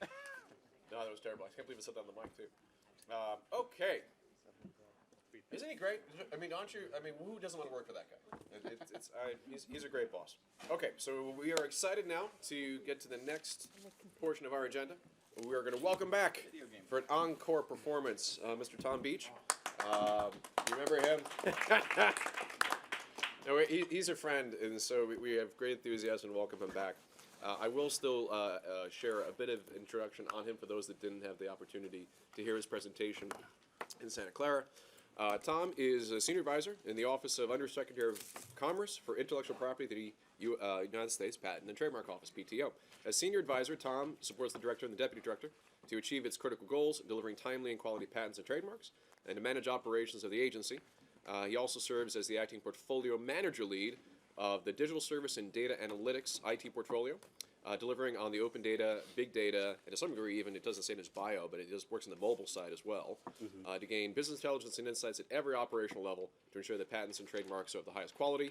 He's got a private sector background as well. Well, it's just, this list is kind of funny, so I'll shorten it. Nike and the Patent License Group, equity research analyst, integrated oil companies, some work overseas. He's a graduate from Georgia Institute of Tech and a master's degree from Georgetown. Another Georgetown, Hoyas, one after another. And with me, it makes three Hoyas in a row here for your morning agenda. And we're welcoming Tom back, as I said before, PTO. I in some capacity, I've worked for over 200 governments in some way, consultant, vendor, whatever, some version. I've never seen a modernization plan like PTO has. And so I'm really glad that they are here now to demonstrate that they're doing what they promised. So with that, Tom, I'll turn it over to you. And apologies for a little bit of lost calendar time, but I think we can make it up. Oh, great. Well, thank you, Ian Killen. Thank you very much. I'd be remiss if I didn't thank Deputy Secretary Bruce Andrews for this morning's speak, as well as the support we get from DOC, Secretary Pritzker as well, and all of you CDAC members. It's been really, really inspirational for our organization to be involved. We feel honored to be a part of this group, and I think we're doing some interesting work, and I hope to get some good feedback today. We've got some questions for you as well. And lastly, and probably most importantly, near and dear to my heart, is the scrappy team back at the USPTO that is managing to pull this off. So, as Ian pointed out, our mission is delivering timely, quality patents and trademarks. That didn't say anything about data, right? So we're competing with our core mission, but what we're realizing is our core mission can only get better through data. So it's a very dynamic time for us. So we're a proud scrappy team. So with that, I will see if we can go to the first slide, and we'll do a show flow for you. I'm going to go through a couple slides, then we're going to toggle over to the Developer Hub. For those of you at home, that's developer.uspto.gov if you want to go ahead and load that. We're going to play around with the actual visualizations that are going on and some of the cool work that we've been doing. And then I have some questions for the panel and for everyone to provide input on, and then I'll close with sort of the next phase of the work that we're doing. It's a lot more sort of the data science, big data area, so if we have time, we'll cover that. Starting with this, our Chief of Staff, Vicar Meyer, is a very progressive and exciting person at our agency. He has a wall in his office that you're allowed to draw on. It's a marker wall. So this is what I drew on his wall, in his office. Because a lot of folks in our agency want to understand what's the nexus between open data, big data, open government, public data, private data. Why are we doing what we're doing? What does this mean, right? And so, and some of my brother John, who may or may not be watching, understands why it looks the way it does. I do a lot of graffiti type of work at home for fun, so I enjoy doing this work. So anyway, this is sort of why it's mission critical, why it's important to our agency. So some of the questions I want to start out of the gate for everybody, if you can, and we'll touch back at these later, and why it matters when we go through. We heard a lot of talk about innovation today, and really measuring innovation, measuring technology, and how do we do that. So the questions that I have that I'd like to hear input on is, how do we ensure economic competitiveness with USPTO data? So how do we remain competitive while understanding innovation? And while that sounds sort of not a clear nexus, but as we go through some of the visualizations, I hope that you'll be inspired by why USPTO data combined with economic data, operations data, and other types of data matter, and also provide insights. Also, how can we package our data better? What can we do to get into what is one of the most important things here is to provide the right data to drive policy in and around innovation. So I heard some talk about, how are we going to do evidence-based policy on the Hill. I'd argue some of the visualizations we'll provide or we'll go through will actually are usable by Hill staff to understand their constituency, to understand who is filing what from their states, and really understand why it matters to do what we do, why STEM matters, why competitiveness matters, and how does that look. So I know we get a lot of sort of questions about how can we file better patents and quality and all that. I think the more that we discuss and understand how patents relate to an ecosystem, such as innovation, the better we're able to participate in it. And I think one of the key aspects of our open data program is to break down the barriers, to make anyone be able to partake in this conversation. It is the platform from which, when we get to the Developer Hub, you'll see, that's how we built it, so anyone can come. And also, lastly, keep in mind, what do you think would be great insights on what the contours for predicting technology would be? Is it more economic data? Is it watching census data? Is it watching international trade data? Like how else can we understand where innovation will be in 5 to 10 years and start making policy today about it? We at the agency deal with a different issue of patenting certain sort of statutory classes of inventions, such as living organisms, and so we have our own nexus between technology and innovation. But really, from an economic perspective or from anyone's perspective, how does it fit into what you already do? So with that, this is a quick slide. I've covered most of this. Where we started, we affectionately like to say, as part of the Progress Clause of the Constitution, we've been doing data dissemination for 225 years. But the goal and the mission of what we're doing is to make it better and more accessible. That's the purpose, and also to bring ourselves into the 21st century. So in short, I'll explain that the value proposition of intellectual property that fuels our economy is you give us the information of your invention, and in return we give you the right to exclude others. So that's the model. We started with a scrappy startup team, like I mentioned, nominal funding at best. But we're working very hard to make inroads, to really evangelize within our agency. And so I thought I would appropriately go to Flashback Friday. This is the slide from the last CDAC that Ian was talking about. And so where we've executed on several of these roadmaps have been very interesting. We've executed on, there's details to this that I think will be better when we go through the visualizations. But the point here is that we mapped out well, we dealt with slides, we dealt with managing situations. But I will touch on some of the conversation around talent and the importance of not just having data science talent and agencies, but I'd argue, and if we can toggle to the internet now, that'd be great. The Open Data Mobility page. Okay, so if you can scroll down, this is our MVP page. So the upper right-hand corner. So this will be interesting. I'm going to backseat drive our website to see how well it works. So top right, it says putting hands in the innovators, that link. Go ahead and hit that upper right corner. No, not that one yet, sorry. I'm changing gears on you. Go to the upper right, there you go. Go ahead, click on that, go for it. This was a DOC blog. Be brave. Living dangerously. It's commerce, so I'm hoping it's not blocked, but who knows. Oh, we've had issues with this, actually. Oh, it is? Yeah.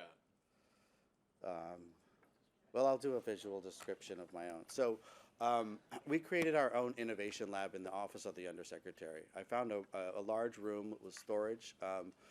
We decided to take about a 20-foot by 20-foot storage room, put those into records, and dump it. And built a multi-paneled wall with screens, cameras. Ty and I know a lot of folks from CDS have had a chance to come over and see it. It's a great space. It's all small table in the middle. It's got, there's no office space. It's really just cubicle oriented, 12-foot wall whiteboards. It is where we do the work that we do. So we literally built an innovation lab in the office of the Undersecretary because that's what we believed in this mission. And, you know, Michelle Cayley, our director, has obviously been 100% supportive of this and knowing that that matters. And I say that because, you know, without that sort of federated model is what I would add to this equation, because if you put data scientists and experts in an agency together and parachute in, as we're doing with CDS, my experience and sharing that with managing that, it's been a tremendously exciting experience. We're learning as we go. But one thing that would I be remiss to say is that you really need to be able to have folks be able to translate business problems to the data scientist. You really can't have those two without an intermediary. You need a translator, and it's sort of a unique role that someone plays that can explain to why people who do what they do regularly is now going to change, adjust for fear, and understand this new exciting thing isn't taking away from their job. So, and the data scientists aren't going to going, well, why are you doing this? Because it would be done better this way. Well, government has a lot of constraints, right? It's what you can do in that ecosystem. It's not what you can complain about that ecosystem. So, all right, so this is actually the photo. We got it up. Wanted our folks to see. You can see the innovation lab there. That's what it looks like. So that used to be a storage closet. So that was sort of the point there on understanding the importance of the mission of the digital services and data analytics portfolio. So now for the interactive aspect, let's jump to the developer hub if we can. So Open Data Portal. This just went live Monday, just this last Monday, so timing couldn't be better. Full functionality on this site. We'll scroll all the way down. This was what I meant when I talked about creating a platform for anyone to access our data. We wanted to inventory our data assets in a unique and progressive way for folks to come and get what they want. We also wanted to provide visualization of our data through a public license with Tableau and say, you know, tell us your story. Tell us, you know, we know our story, but until there's a joint conversation and a commitment, and that's another thing I would ask, is a commitment from those that you know to participate in this conversation. And the last key aspect is to capture this through a community. And I likened it to sort of a community cafe, like a coffee shop that you go hang out, you talk to your friends, you have those hallway conversations and kind of go, that's amazing, I'm going to go run off now and do something really innovative. So, and lastly, of course, we're focused on the web analytics. That's an important aspect to demand-driven requirements for our agency. So if we can go up to the visualizing our data page. And at any point, please, I know Vadam has this card already pointed up, but maybe that's from yesterday's conversation. If you have a question already. But if you have a question, just jump in. This is a lot more, there you go. This is a lot more interactive than the others. I know we have a formal process, and I don't want to. Oh, please go ahead, yeah. If people have questions, they want to see a particular visualization, let's jump on it. Let's scroll down and start with the orange and blue one. So you click on the part that says Utility Patent Applications and Grants. So this is taking our flat file data that we already produce and providing it in a really unique and interactive way. We've got a slider there in the middle that allows us to adjust from 1963 to present. The key takeaways on this telling of this story is blue is foreign-based patents that are issued in the United States, and orange are domestically issued patents in the United States. So as you can see, the inventorship. So if you can see the nexus of the lines we've already crossed, that there are more patents issued in this country by foreign entities than domestic entities, meaning inventorship. So, you know, this gets into this conversation of policy. While we also believe that the United States, of course, is the premier IP system in the world, China is currently filing twice as many applications domestically than we are. So, but of course, there's Domestically here, not no, in China themselves. Okay. So that the issue there is, you know, while we need to get ahead of ourselves on a policy, whether, you know, we currently understand the state of China's infringement and judicial system is much different than ours. But what if that changes, right? So what this really inspires us is to talk about some other issues. I'd also argue this is a great capture of why STEM matters. You know, we're not seeing it come from our you know, internal from our country. I mean, it's not a silver bullet, but it's a reason to ask more questions and why. So if we can go back, and then I will jump to, let's do the Apple one in the middle. I'm really testing out the driver here by switching up on them. This was sort of a fun one where we decided to take patent portfolios, layer earning per shares, and product delivery, just to see what it said. You know, you can, and I'll touch also on a point about there's a tutorial on how to make these, so we didn't make this, so it was, barriers to entry is very important to us. There's a whole tutorial page on how to create your own visualization. But this was really just sort of interesting insight as to patent portfolio size, product release, and the effect of it, and it's very interesting. So when I asked, what other data do you find interesting in predicting technology, I'd argue one of our strategies may be looking at litigation data, M&A data, seeing what strategic insight does that provide in predicting innovation. If we can track where companies are buying other companies, for many reasons, but sometimes it's for their IP assets. So how does that play? How does that intersect? We'll go back again, if we can, please. And scroll down. Oh, actually, go to the top right, the blue and red. And I apologize for the blue and red states. It was not our intent, certainly at this time of year. And looking at this, what this is basically utility patents issued per capita of a state. Without being, you know, making assertions about different states to another, but obviously California, a high rate of filing and grants of patents, not surprising, but Idaho and Minnesota, very interesting, right? What's going on in Idaho that provides the fact that they have the same innovation per capita as the state of California? Delaware really high there. Data centers? So it's It's Micron. huh? It's Micron, but we'll get into that with the state visualization. We can go to a state and figure out what the technology. So, No, the reason I'm asking is the tax policies, right? oh right, no, that's a great question because I think Delaware is a tax policy. right. So I think what would be that's a great point. The next visualization would be let's look at tax codes by state and layer on top of that where the innovation's going. Right. I think that's a great point. Our DC company would be filing from Delaware. Yeah. Probably for that reason. So it is. You can. We could probably zoom in and find that there. Sorry, I just can't see how big Delaware Yeah. If you really want to zoom out, yeah, zoom in there. It's Look at it's really dark. Yeah. so. Yeah. Nobody lives there. Yeah. Well, yes, there is the per capita. So, so this is useful. It's very interesting. This is a good segue into. We'll go to the one. With I'm always looking this way, like my driver's over there. I apologize, he can't see me, but so we go back out to the one with the green square with the states. Scroll down, please. Yeah, a little further. I urge you all to take a look at this. We did some by NCI. If anyone sees anything interesting they want to talk about as well, I'm just going to run through a few. The one right there in the middle with the states. Yep.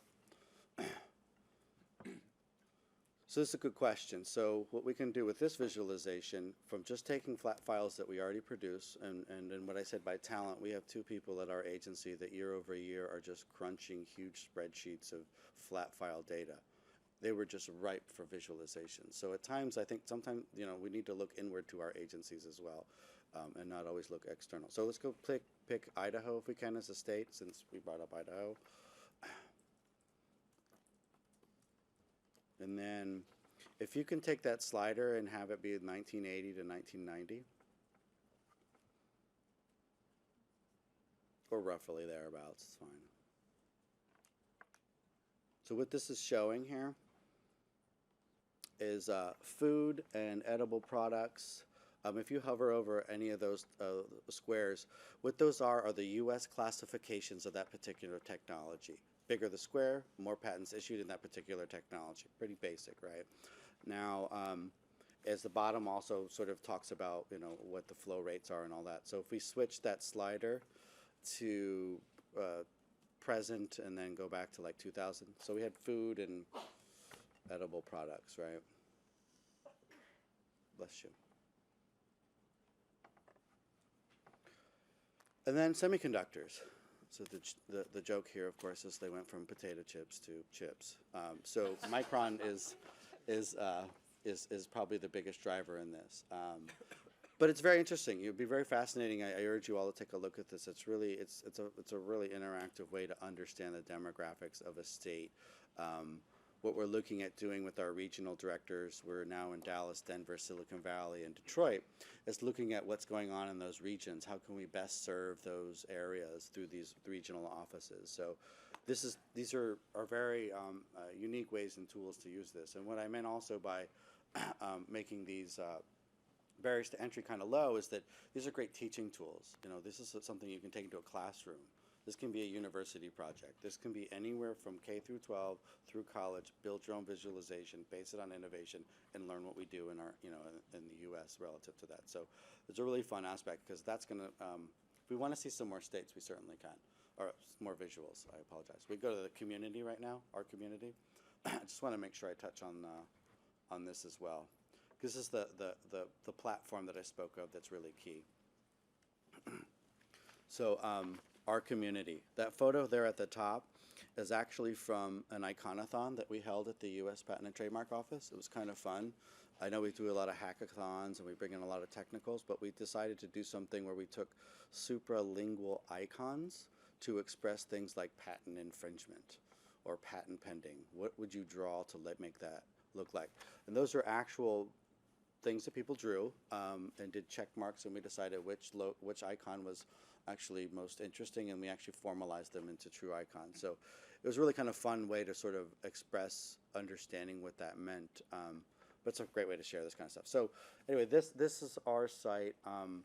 What it has, if you scroll down, is just getting feeds from all different types of places, Reddit, elsewhere, social media feeds. This is where one could post their own visualization. This is what's going on in terms of the agency, and that's in and around intellectual property and patents and trademarks and trade secrets. If we want to scroll up as well, and we'll hit the center button on developer communities.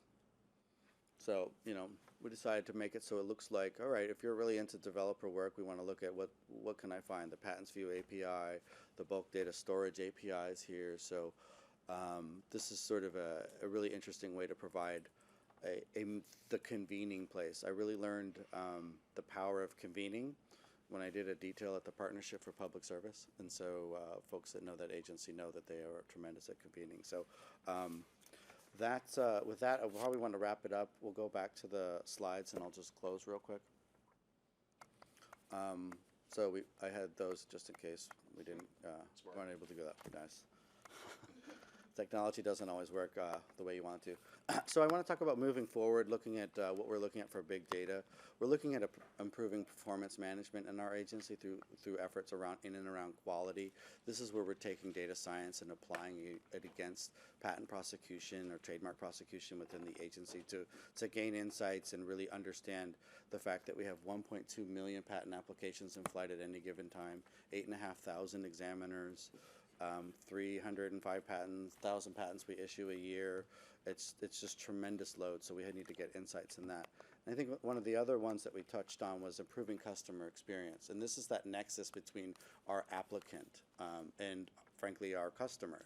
So we look at it as a customer experience because we're finding that 30% of pros A, that means somebody who is filing a patent without an attorney, 30% of those don't even get through the beginning stages of application, like they don't even get through filling out the forms correctly. Okay? That doesn't even make it to the examiner, so we're losing that population, right? So improving customer experience, both on the trademark side and on the patent side, is critical to our agency. So I'm also looking for insights on how that application is being done with the private sector, understanding, I put in here our North Star. We would love to have a real-time customer experience based on passive data collection. So when folks come and file, they can immediately sort of shout to the world, I have a problem, and immediately get an answer. Because one of the feeds that we're getting on the developer hub on the community section is an overwhelming amount of people going, I can't get this, I can't do that. And we're not at a point yet to really understand when are we giving legal advice and when are we giving just help, right? And that's one of the things that we're going to have to figure out. But we can't post any of that information because we don't have an answer to it. But we definitely have a pent-up demand, and we're looking at ways that are cost-effective and really inspire in and around innovation. So How are people raising their hand on that? There's like Twitter or email? it's Twitter, it's Facebook, it's anywhere. Right? We pull it from Reddit. I mean, they post all over the place. So they just flame you guys and say, hey, I'm upset here, I did something, and you can't do anything, you can't. Right. respond. So we have call centers. We're noticing that there's a large bounce rate from our website to call centers, and that's where we're trying to. That's one of our data assets in terms of what we're going to do with that project. But yeah, but the reality is we need to get to a world where someone should just be able to express their problem, and we address it. And what that looks like, I don't know. So I thought I'd close with sort of, another sort of North Star concept. I wanted to, as Ian pointed out, sort of show you what we delivered on in 8 months and for a nominal value that we originally weren't afforded, which we're very proud of the site. I think it's a great interactive site. I ask that you evangelize, spread the word, but also comment and let us know. So, anything, I'll just open up for questions. Please. Kim. So just to the last point on customer experience. Mm-hmm. There's a lot of work being done sort of from the virtual agent sort of construct, which basically marries your content management databases that a human would be referring to when trying to answer a customer problem, and automates that process. So, and that's working pretty effectively. Sort of the thing we're working on next is to take the nuance of human interaction and track that. So the content management database can answer actually fairly simple how-do I's, what you do. But when a human reads that, then they would say, that isn't going to solve this person's problem. I need to do something else. I need to escalate it. I need to ask them more questions. I need to do something. And so what we're now tracking is the human interaction to that content management database, and then upgrading algorithms. It's used as a training and a learning vehicle for the machine learning algorithms to then automate it. So, and that will make it seamless from a customer interaction point of view. Okay. Obviously, the machine gets smarter over time. It makes it much richer context, so therefore much better answers with the customer experience. So that's kind of where I see that going and some of the things we're doing. That's great. That actually sort of segues a little bit into one of the other sub-questions is sort of, how can we construct ways where we can have, IBM fellows or whoever, like fellows come to our agency and basically sort of show us how we can do this. Because for us, we all know the procurement cycle. We understand, how every other process works. But to sort of give us insight as to how we can achieve this, and that sort of goes to the earlier conversation, I think, about talent and federated, sort of aggregating problems that agencies are trying to solve, and maybe they're in just sort of, you know, for lack of a better term, sort of mechanical Turk world where people just want to come in and help us. So I wouldn't use the term fellow, because the government uses the term fellow differently than technical companies Okay. do. And I would say, I don't think that's fellow work. So it's the right technical skills, I Okay. think, is what you're after. Yeah, on a Just so we temper- don't talk past one another. Yeah, That's okay. my only- Sure, thank you. And Karen. Mine is, I wanted to come in first too, because I wanted to, like, I wasn't thinking of, you know, the whole overarching presentation just now. I wanted to respond to this last part, Sure. like, since it's fresh in our minds. And this usability thing, I think, is so important, and you mentioned your little scrappy team Right. working on all that stuff. Do you have resources, and it sounded like maybe you didn't, because you, like, to do this kind of work, to analyze what people are really missing, Mhm. and is that, does that team even exist right now, or is it part of your little scrappy team? As part of the Scrappy team, I stood up like the digital services and data analytics portfolio. So we are working on a short, you know, couple year funding cycle for this program, and you know, we're forced to really hit it out of the park each and every time, because we sort of have to proof of concept, scoping it to a level that's executable but impact, right? That's the constant optimization equation. So we want more. The model that we're using is funding enough to build the data lake, and then we're going to each business unit and saying, we're going to build you your own big data lab, and you define what that is. And of course, we've got to figure out the funding model to make sure we're building the lake and providing the service. So we're neck deep in that. We're actually pushing, you know, for an idea of sort of it being like behave like a business. Like I'm actually, you know, just going to sort of look at it like as you want to come build on the subdivision, it's going to cost you this much for the land and this much for the rental, because it's all Amazon based. So I mean, there's really no other simple way to sort of approach it than that. But yes, your point is well taken. We are getting resources, but I think we really need those that know the talent side. It strikes me just that the user experience sort of stuff has come up across lots of different places, and that might be a good thing that the data service center can Yeah. be helping to interesting idea. supply. Yeah. So I mean, the current work that's being done with CDS is terrific. We're really moving the ball on that. It's been wonderful. It's, you know, as part of us kind of go, well, we're going to keep this, right? Because it's a little nerve-wracking when you start framing out a house and you're like, I'm not sure if the same people are going to be coming to work the next day. So for us, it's They will continue, but I think this is an interesting side anecdote to a larger question. So Tom is my customer, right? And so if he's nervous about what we're going around, that in a strange way is meta point to some of the other comments that was brought up earlier. Yeah. I think Jack is next. How many people in your little scrappy team? So I am an acting portfolio manager, so no one really actually reports to me. But I've got varying projects. If I were to total every contractor and every person that's participated in support of this or any other notions, it's roughly 30, 40. But you know, that could be a testing person, and then that's all they did. Whereas some of them, mostly the most effective ones are really on detail to me. So I'm borrowing How them. many are contractors and how many are government? Very few. Very We're few using our chief technology office, terrific team. They're really looking at incubating the technology, so there's staff that exists there that we're leveraging, which, you know, isn't costing me necessarily many money. My problem will be scaling. Yeah, how many from their lab?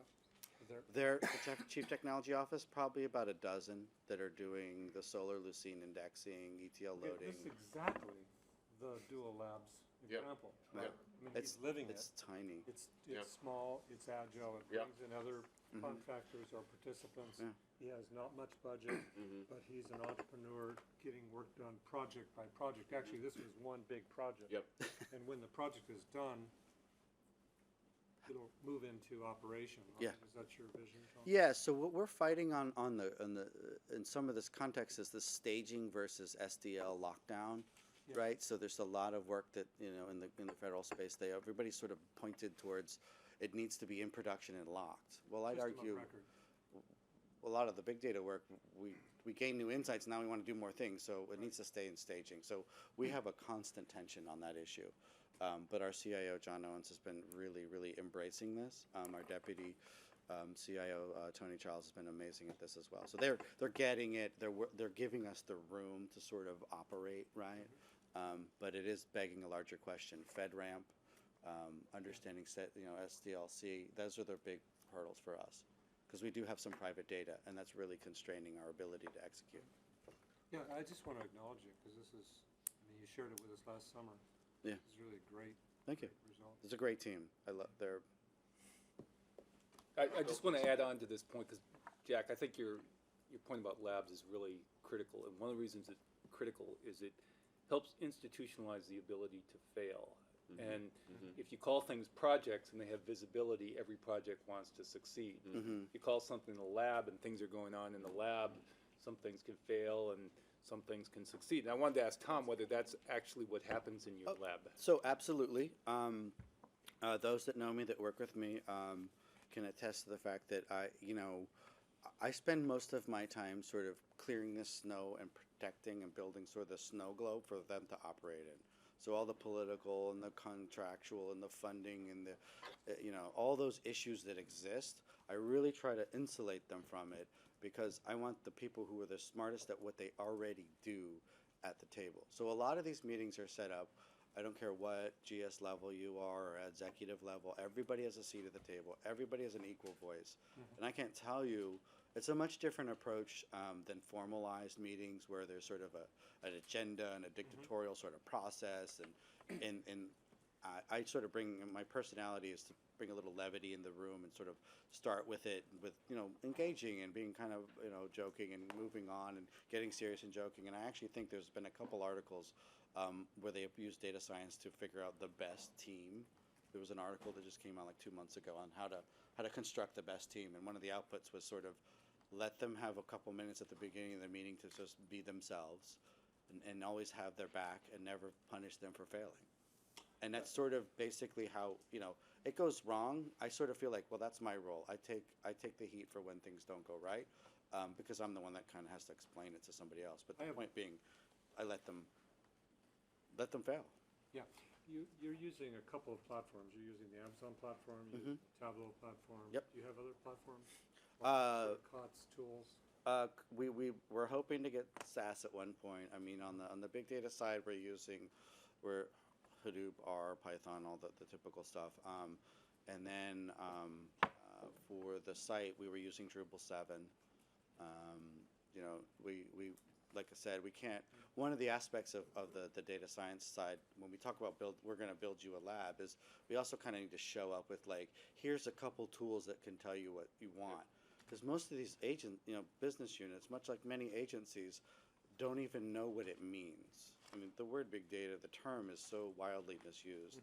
And it's you're stuck sort of explaining it and validating it and getting a believer all at the same time. But it is important for us to kind of show up a couple samples of what you can do with it. These are sample programs. This is how much it's going to cost. It's going on the cloud. And what I do see in the vision long term is that we start pulling away from sort of the current model of a lot of in-house and inside the walls. But like I said, what's a struggle for our CIO is that understanding that headquarters, which has to be secure in Pennsylvania as well, when we move to the cloud, a lot of folks forget what that means on him, on his risk management scale, is everything in between. It's DC to California if it's that way. Everything in between. It's not the two separate items. And that's what makes it difficult. They're not just a lab and people. Yeah. They're labs with tools and data and people, and those tools are standard tools, so it can short circuit having to develop everything from scratch. And I think that's part of the magic here. We lose being our able to move open source fast. platform. It's not, Yeah, okay, absolutely. now we're open sourcing. Okay, our job is to build all these new tools. No, it's, Yeah. how can I build on platforms that work already? Yep. Right, and there's definitely a spectrum there, and with a little bit of deference to the previous presentation in Colorado that Steve Cooper presented, the issue of authorizing tools is a giant aspect of infrastructure that is very, I think, poorly understood even within government, let alone outside. And so I just want to elevate how important it is that Tom was able to collaborate with John as the CIO of the PTO to be able to deploy something like this and how big a deal that is. Yeah. You know, I will say as a larger general constraint on our ability to scale into this tool concept, even within commerce, before this group started to really the larger data pillar bring together some of the opportunities for sharing tools and the platforms to build them, there was a lot of disagreement about who's allowed to use what. And so the examples I gave previously, when I first came in as an employee, GitHub was a blocked domain, video chat wasn't allowed. We had built City SDK, the Census Bureau had built it, but other bureaus were not allowed to use it within the Department of Commerce. And there was a lot of, well, hold on, and the classic questions of anywhere in government, even to some extent this happens in large companies too, but different bureaus buying from the same vendor, paying different prices. We know this is a thing, it's all in the public record, and in a large part our work is asking tough questions about how do we get to those core issues, how did it get to that point. There's many years that led to that degree of chaos, but on some level, is this a good thing? Is it helping people? Is it saving people time? How'd you do it? AWS, what does that stand for? Okay, that's cool, I'll use it, whatever the question is. On some level, that's a cultural transformation more than it is just kind of a tool enablement. Yeah, and getting back to the institutionalization of it, who controls those tools in those labs? Yeah. I mean, suppose that we've got this metaphor of labs. Yeah.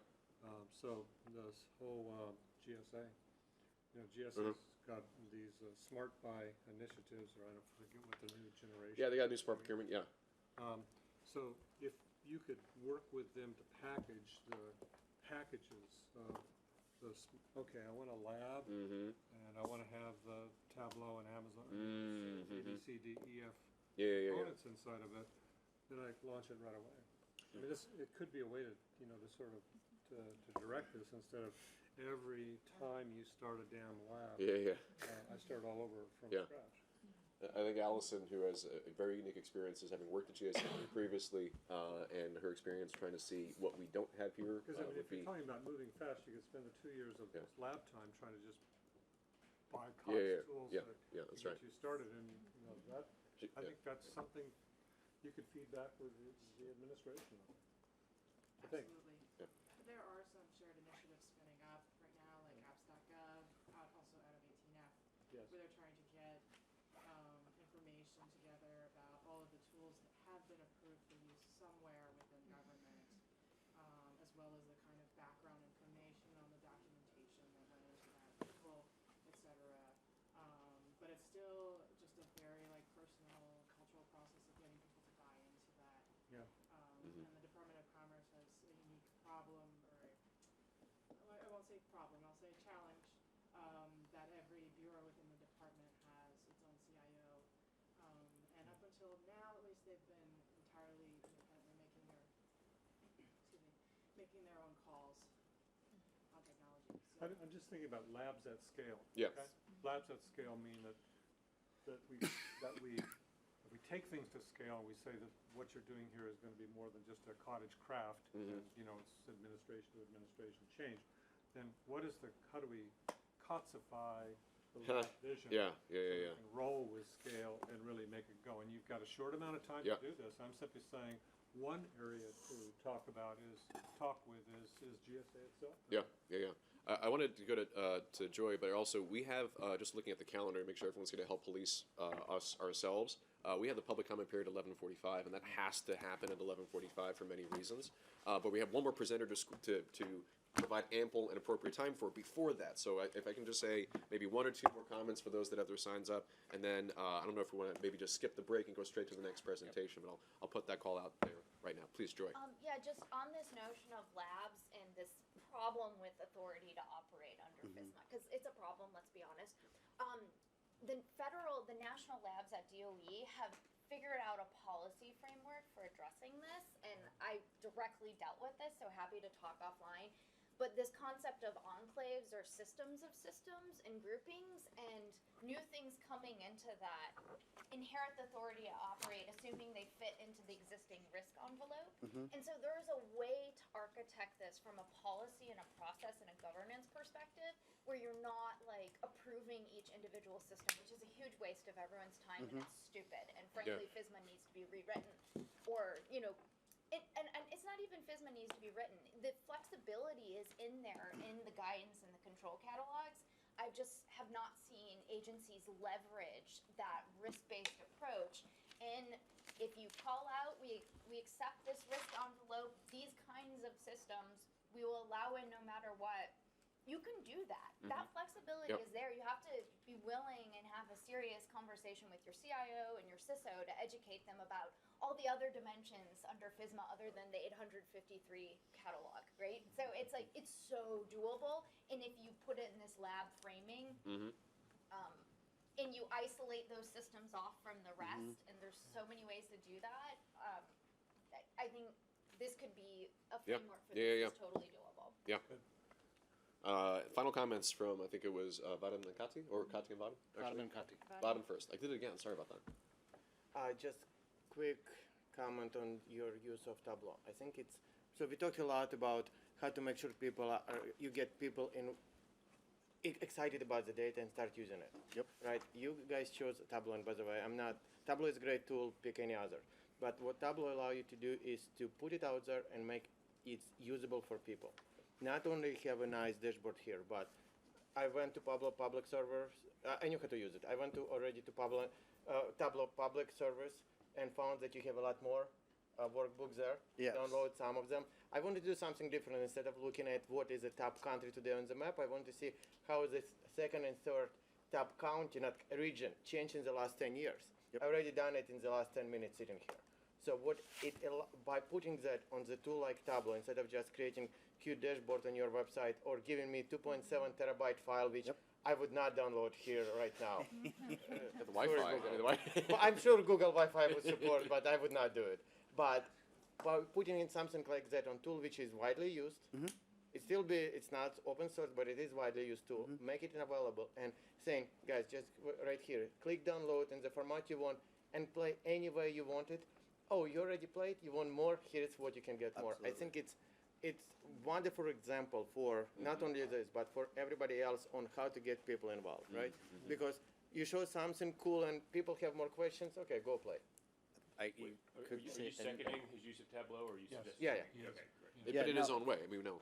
Yeah. I think Tableau is a great tool, but I'm not gonna sit here and sell Tableau. So Tableau is a great example of how it can be used. There are other tools which can be used differently, but Tableau is great. No, that's a great point, and that's exactly what we were trying to capture with that. I know, Chris, last time we were out there, you asked about having more dashboards in the USPTO in general, and we actually took our own patent dashboards, scraped them, and turned them into visualizations, because we wanted to pivot away from the conversation of it's static. I want to play with the data. So if you actually go on there, there's a couple I made, and one of them was allowance rates by technology, having you in mind, and I think one of the folks back at the office told me that was the most widely clicked on one of all of them. So just wanted to make sure I did that tie back. Probably just from my patent search, guys. Yes. That's great. Right. So I did want to touch back on that tie back. But one more word. But it would be great if you take a next step and you move your search from 1990s to 2016. Yes, we are working on that. We may come back to Those that. two people down in the canaries and the coal miner are working away right on it right now. Please. So today, almost every institution has an IT department, and I think in 10, 20 years, every institution will have a data science department. But I think what you have in these IT departments, you actually can order a laptop or a big server or an entire infrastructure. So I think this discussion we had on how to kind of make it sellable as a package is really important. So have a shopping catalog. Yeah. For Christmas. The CIO shopping cart. Maybe I'll take this as an action item. There is a lot that's been done because it is so essential to the data service to be able to do it for just about anything. So much has been done on these last 3 recommendations regarding infrastructure almost as a service in a way, packaging it, streamlining it, and I'll take the action item at the next meeting. We want to share that as one of the big unexpected wins of this data initiative has been finding ways to accomplish a lot of what you're saying. I'm not prepared right now to give all the details of it because frankly we're at a very new experiment right now in the next 30 days. I'm expecting some big wins for the department, but I'm not going to get too excited for it. I'll just take that action for us to return to that at the next meeting if that's okay. Tom, any last words? No, I take any further input. Thank you for not only validating, evangelizing the work that we're doing, and really want to appreciate the team back home that are watching. They're quite excited about this. So and working with you guys with Commerce Data Services has been excellent. So thank you. Okay, Tom, thank you so much. Okay, if I can beg the commitment to move right along to the next presenter. Bob, come on up. We're going to introduce our next expert in public servant in our commitment to Public Service Week. And actually, I'm just realizing now, Bob, I forgot to even pull up your own bio to give the proper introduction. And rather than embarrass myself and then look for it and Google it and then come back to it, I'm going to just simply say, Bob Hanisch, in many ways, is the sponsor of a lot of the data and IT modernization project experiments within NIST. A committed leader, and I will say this much: you can tell a lot about a boss by the folks that choose to work in that group. Everyone I met with in Bob's team is some of the best, committed, passionate public servants, fantastic innovators and entrepreneurs, and it's just one of those things where you meet the team, you're like, who's bringing all these folks together? And you finally meet Bob, and it makes a whole lot of sense.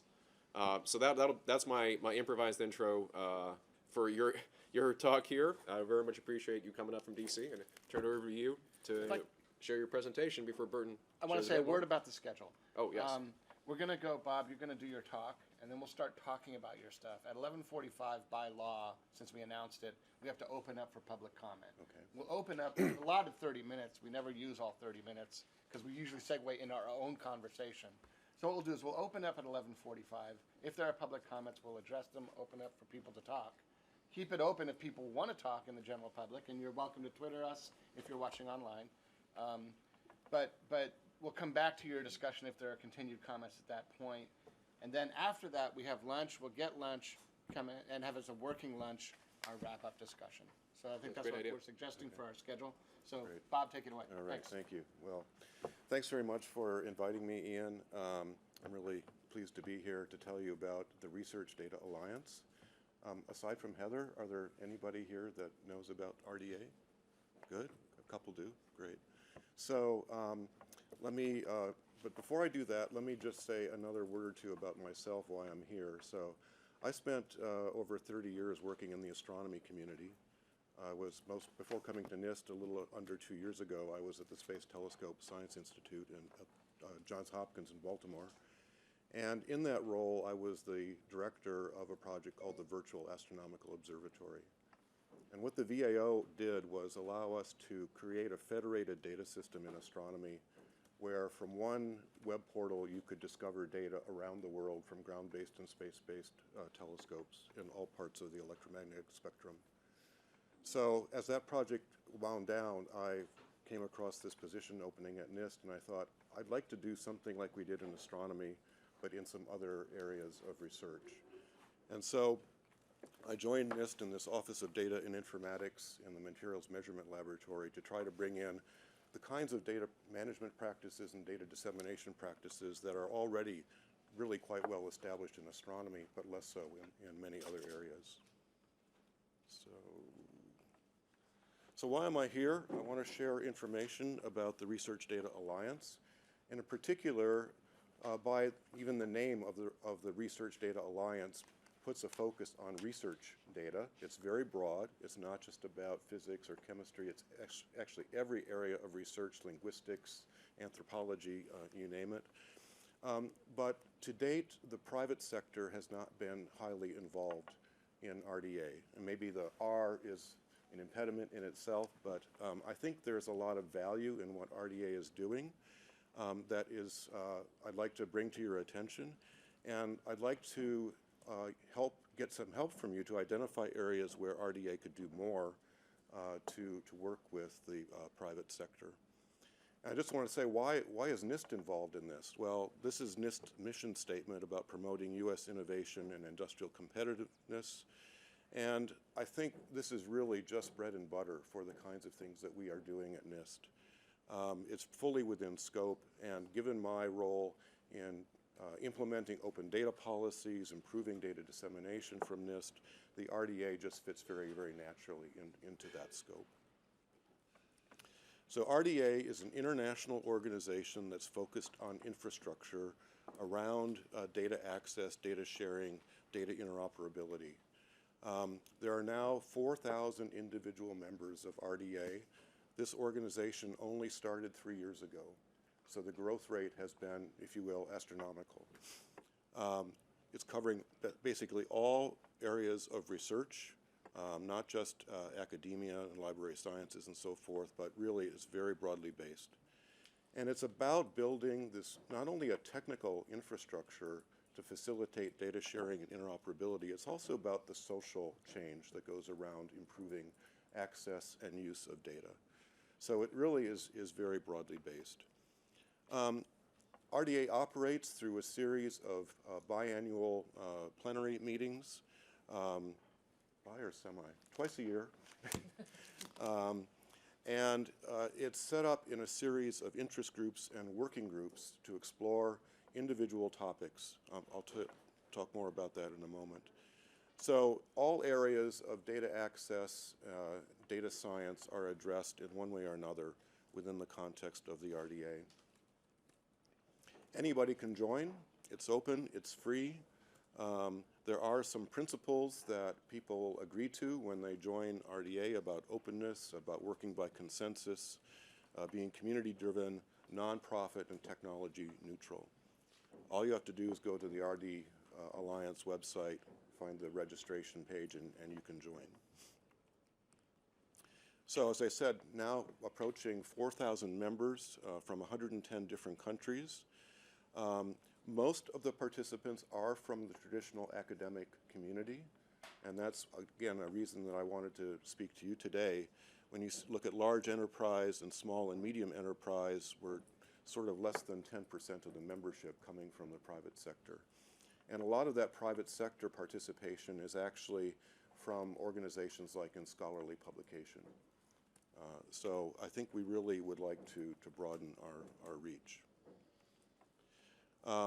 Here's the race car view of all of the kinds of organizations that are involved.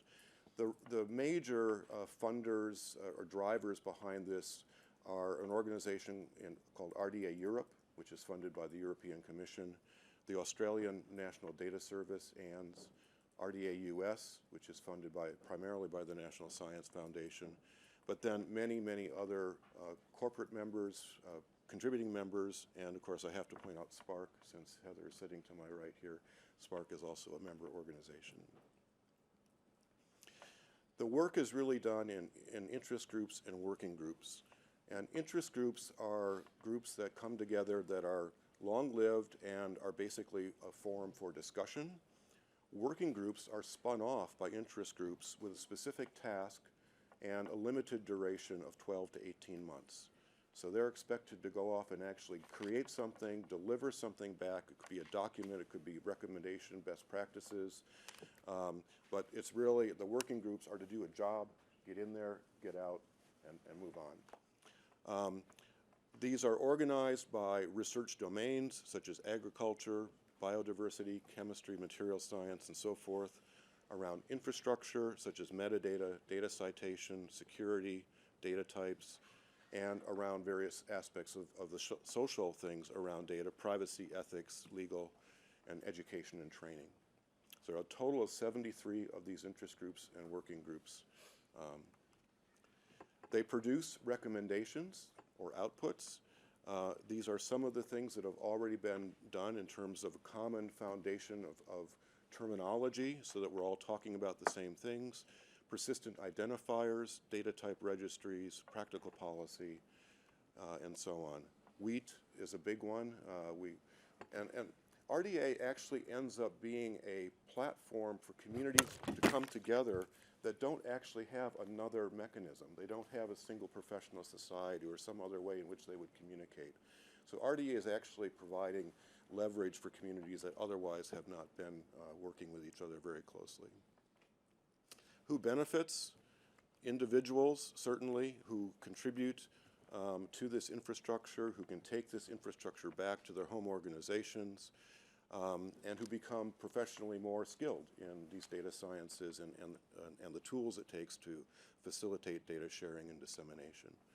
Policymakers and funders, RDA, I think we can say with confidence, is going to reduce the cost for many data providers to provide services because they can use and adopt, repurpose things that are developed in the context of RDA.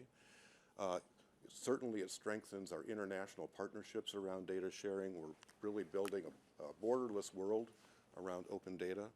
And this, of course, helps to promote leadership in data science for all of the parties involved. And enterprise and business. We are building out a cyber infrastructure that we hope others can adopt and adapt for their purposes. We're building key components that can be utilized in business operations, including development of the human workforce, building technical infrastructure, and also a social infrastructure around common language, common terminology, metadata standards, and things like that. So really, I think RDA recommendations can help to lay the groundwork for new opportunities in business innovation. I wanted just to show you a brief example here of how the RDA infrastructure is helping to develop a resource in materials science. Materials science, of course, is looking at, under the auspices of the Materials Genome Initiative, developing new materials faster and at less cost through the combination of experimental data and simulation data, bringing those together into a common framework. And so we are building out under a working group in RDA, a materials resource registry, which will ultimately allow us to find information about materials data from resources around the world, academic, public sector, and private sector, all integrated into a common system. And I actually have a demo of this. I don't know if the tech folks are all gone. Oh, no. If we can switch to the URL. And so this is a software stack that we have set up at NIST, but we are sharing globally. And this is now in alpha, so there's not a whole lot here yet, but I just want to give you a flavor for where we're going. If you click on Search for Resources, and by default, you just get everything. So if you scroll down a little bit here, you will see that we are categorizing data content by, not quite so far, a little bit back, by organizations, data collections, data sets, services, APIs, and information sites, and software. And in fact, software I like to consider as data as well. You need metadata descriptions to describe software, what it's applicable for, what it's written in, how do you get it, how do you install it. And so if you go back up and put in, say, in the search area metals, for example, and click return or search, so you get here one resource which talks about subject material metals, the Interatomic Potentials Repository Project. And this is just beginning to be fleshed out, so the number of resources in here right now is quite small. I would expect in time a search on metals will give you hundreds or perhaps even thousands of resources. But then you can down select through facets that appear on the left-hand side about what type of resource you're interested in, what kind of materials you're interested in. So again, this is something that we are building out with the consensus building area of RDA, because the metadata descriptions here are ones that we want to agree on internationally. So we have a working group that consists of representatives from professional societies, academia, public sector, and also private sector, because we really want to bring all of those resources together. So we can go back to the presentation. Oh.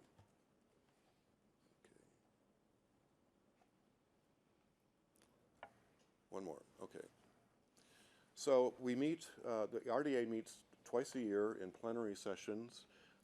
It started already 3 years ago. I just want to highlight some of the recent plenaries. We were in Paris in September of last year, and one of the key issues discussed at this plenary was, in fact, engaging private enterprise, particularly in the area of climate change. And we had 20 startup companies attend the meeting to show what they are doing around data access that helps to understand issues around climate change.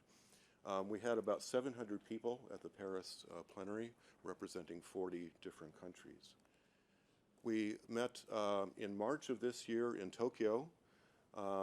It was a smaller attendance, largely because of the cost and distance in getting to Japan, with so many of our participants coming from the United States and Europe.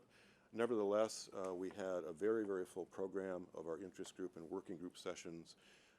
with a number of new outputs. And we have each of these working groups has to identify organizations who are adopters of the recommendations. And so those people demonstrate how they take up the recommendations from RDA.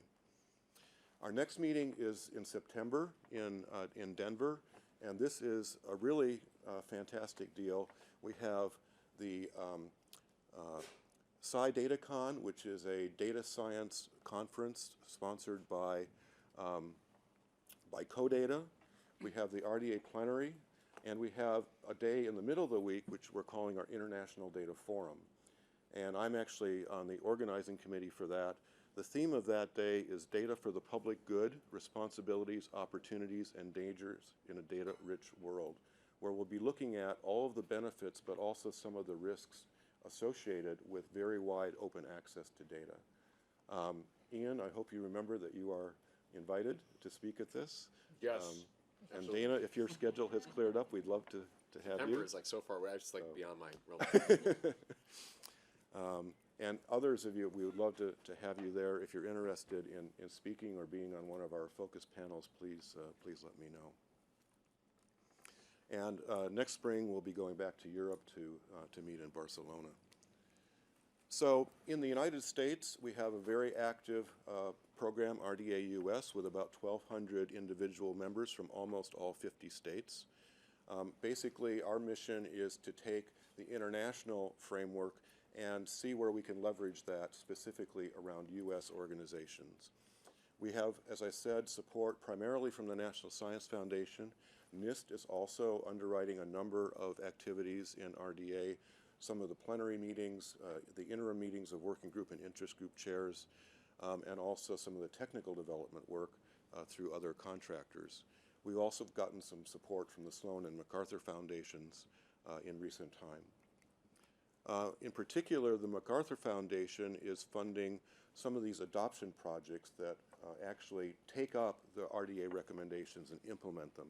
And the variety of use cases here is quite interesting, from food security and understanding the rice genome, doing exercise with oceanography and data citation, biomedical, big data sharing around electronic health records, and then even in ecology and ecosystems, the Northern Forest research data in Vermont. So there are a very great variety of take-up cases, and this is exactly the sort of thing that we're really encouraged to see from RDA. So that really concludes what I wanted to say formally, a bunch of URLs and so forth, social networking connections. But I just want to leave up here for discussion sort of the things that I would love to get some feedback from you all about. How we can increase private sector interest in investments in RDA, get your organizations to actually participate in a meaningful way. What aspects of what we are doing are most relevant to the private sector, and what could we be doing that we are not that would help to engage the private sector at a higher level, depending on particular domain or subject matter areas, infrastructure that you might be interested in, and infrastructure that supports value-added services so that you can ride on top of what RDA is developing, and therefore bring products to market at a much more quickly and lower cost. Excellent. Thank you. That's it. Thank you so much, and let's see if there's any feedback and comments from the members. Please. I have a quick question. It's not related to the questions that you asked, so I'm sorry for that. But I had a question kind of related to earlier discussion this morning about institutionalizing, the data perspective within commerce. And I noticed that you're in the materials lab at NIST, and I know that there's lots of labs at NIST, including an information technology lab. And I'm wondering, are you able to get participation across NIST, or are you kind of it for RDA at NIST? No, I'm working closely with ITL, Information Technology Laboratory. In fact, they're also very involved in RDA. My office is in MML, Material Measurement Lab, which is the largest single laboratory at NIST. But I think in time, perhaps in a year or two, it is going to move up to a higher level and really address data management and dissemination issues across NIST broadly. I already do that to some extent. Somehow I've gotten a reputation as being the data go-to guy. So I'm talking. It's true. He's the person. Like, people But so far, just informally, So far, it's mostly informal. and by your force of personality and getting the word out. Right. Yeah. And it's key. I mean, it's a big campus, so It is. I think it's a challenge to Plus, do we've that. got a big constituency in Boulder, Colorado, so we welcome, and many other basically field stations. So, yeah, it's a challenge, but I think, we're getting a lot of attention around data at NIST since this new office has been stood up. And reach out to our physical measurement lab, our engineering lab, our information technology lab. We're all really working together. Great, thanks. Bill. Jack was first. Oh, I keep Bill was first. look. I live by the tyranny of the past few days. Okay, If it's I'm on sorry, this they page, went up so quickly. I saw Jack Jack's go up talk like photo five. finish. Bill's This is talk not less, a others democracy. talk This less. is a tyranny of Burton's page. Right Okay, now. I've got a- Whoever would like to go next. I've got a quick question anyway. So you mentioned scientific and professional societies. I was wondering if you could just say a little bit more about what role they play, and in particular whether you can consider journal papers to be data as part of your process. Journal papers, first of all, are definitely data, and the linkages between journal papers and their underlying data are fundamental. Data citation standards, fundamental area of activity for RDA. Professional societies, definitely as well. For example, in this materials resource registry, we're working with several of the societies in materials science to bring in their data resources and to reach out to their constituencies, their membership, in order to get their members to contribute data resources and to use the facilities that we develop. Of course, many of the professional societies also are publishers, and so they're engaged as well with, particularly with these data citation standards and software citation standards. Again, thinking of software as data. You need to, if you're really going to understand what the content of a research paper and have some feasibility in actually reproducing results, you need access not only to the data, but to the software that was used to analyze or generate that data. I believe it was Heather. Let's find out. I'm not going to fight Jack, so. So it strikes me that we had some conversations yesterday about the notion of matched pairs, and I think it kind of blew out into troikas, right? Of incorporating researchers into a lot of the activities that we do and kind of creating this robust ecosystem where there's kind of teamwork on different data projects. And it seems to me like RDA is a rich potential source of these kinds of partnerships for the corporate sector. We were thinking yesterday about, well, you can approach individual universities looking for researchers, but the working groups, if I should know, but I don't, so I need to ask this. Yeah. They're organized around domain-specific activities and also different kinds of interest areas, technical interest areas. Yes. It's the whole gamut. Right. So we could potentially look to RDA for not only domain-specific, but talent-specific. I took out these slides from the body because they're very wordy, but there's actually here in the slide set a lot of information about the specific domain-based interest groups and working groups, the fundamental infrastructure and data stewardship and so forth. So you can see the whole gamut here. And participation in these interest groups and working groups is open to anybody. Typically, there is a core, a leader and core team that actually sets things in motion. But once they're in motion, they typically will have 20, 30, sometimes 50 or 60 people involved. I love that there's a data rescue interest group. I just have this image of like Mission Impossible style people, parachuting into data centers to like help extract something for the So that one actually came out of the astronomy community, the leader of it, and it's that there are data on old photographic plates that are sitting in cabinets and are slowly degrading, and the emulsions are peeling off. So it's really about where are there crises in data preservation that need to be addressed. Jack. Yeah, lots of things. First, you're suggesting that your data community is a foundation for creating social communities or other communities beyond it. Do you use things like Facebook, or do you white label something like Jive? Or I'm wrestling with the same thing in the geo world. What kind of capabilities are you developing for social connections or networking beyond just the data hub? So here, Twitter, Facebook, LinkedIn, SlideShare. using other people's- We're using lots of social How do media. you make that connection? Just links or? It's links people at the plenaries. There's sort of like who can tweet the most comments out about the plenary. So it's those who tweet are very engaged. Okay, so it's, you're not really trying to embed it around the data hub itself or lock in people to your own site? I think we see them as complementary. Yeah. Next question is, center of gravity, is it really Europe? I mean, I saw from your. I think Europe, the U.S., and Australia are really the three pillars. Yeah.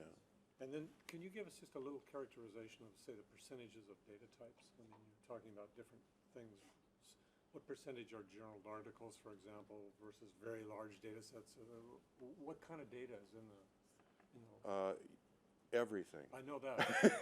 How would, So. just a stupid question, like if I asked, Chris, what are the types of information in Google? Yeah. How would you describe? Well, let me perhaps give one example that's close to home in materials science. At NIST, we have data in 140 different formats in materials science. Yeah. There's X-ray diffraction data, there's imaging data, there's spectroscopic data. There's tabular data that is a high-level abstraction from previous measurements. So 140 different types. And many of those data types, unfortunately, are proprietary because they come off of instruments whose vendors Related to tie software. their data format to their embedded software. That's why you have to have software with right. collection. Yeah. I guess the other thing is, you asked a question about comments about how does the private sector get involved. Back to that, what are you thinking about? Selling data, selling tools, selling, Well, we would like to enable the private sector to build value-added services that would live on top of your that would libraries? build on top of the RDA recommended infrastructures. And would they pay for the use of the data, the infrastructure? They would just be a sponsor? What is your thinking? Well, certainly sponsorship is welcome. We have member organizations such as Spark that pay a fee based on the size of their organization. It gets them a position in the governance structure of RDA to help influence the priorities of activities. But again, much like we're doing in materials science, we want this resource registry to reach across both public sector, academic, and private sector resources, which can be, a fee for service. That's perfectly to make it okay. real, Heather, how much do you pay and what do you get? Why do you do it? So we just joined this year. I think our investment is roughly $1,500 for the dues. And for us, it's the community aspect of it, the connection with really a global interest group, if you will, in promoting the utility and value of open data. Promoting your collections and We don't actually have any collections, right? promoting your association. Right. It's part of what's of interest to the constituency that I represent is that we're nested in research, academic and research institutions. Right. So, being connected to folks who have not only an expertise and a deep interest in the kinds of programs we're trying to develop on our campuses, but also the potential for the development of standards and an underlying set of principles for how the community, the global community writ large, operates in the data environment. Again, maybe, Robert, who is your biggest sponsor and why are they doing it? Maybe that's a different. Well, the biggest sponsor now for RDA US is the National Science Foundation. Okay. That funding is approximately $2 million over 4 years. And they're trying to facilitate access to all scientific. Though we do not expect NSF to continue to underwrite this indefinitely. So I'm working with a few people in the senior leadership team of RDA US to think about sustainability models for this infrastructure and community building, which is, again, another reason, to be frank, I'm here talking to private sector. If we can engage private sector at a higher level, that could be part of a solution for What's your sustainability. biggest private sector example? The foundations, so MacArthur and Sloan are the only non-government funding right now that we have. In Europe, this is all funded by the European Commission. And they're actually funding it at a substantially higher level than we are in the U.S. I just keep thinking about organizational subscriptions. Say a private company might want to have a subscription for access to it, but actually they can get it for free now. It's all open and free. That's So membership services or sponsorship services, how can you provide, I'm thinking about something like that. What is the value add that you could provide, or either they make money somehow on top of it, or they have access to the network and advantage their organization. I mean, people like Tim O'Reilly, you know, he has his digital collections of stuff, and he sells that as a service to organizations, and they can access all the tech journals. I'm struggling trying to answer your question.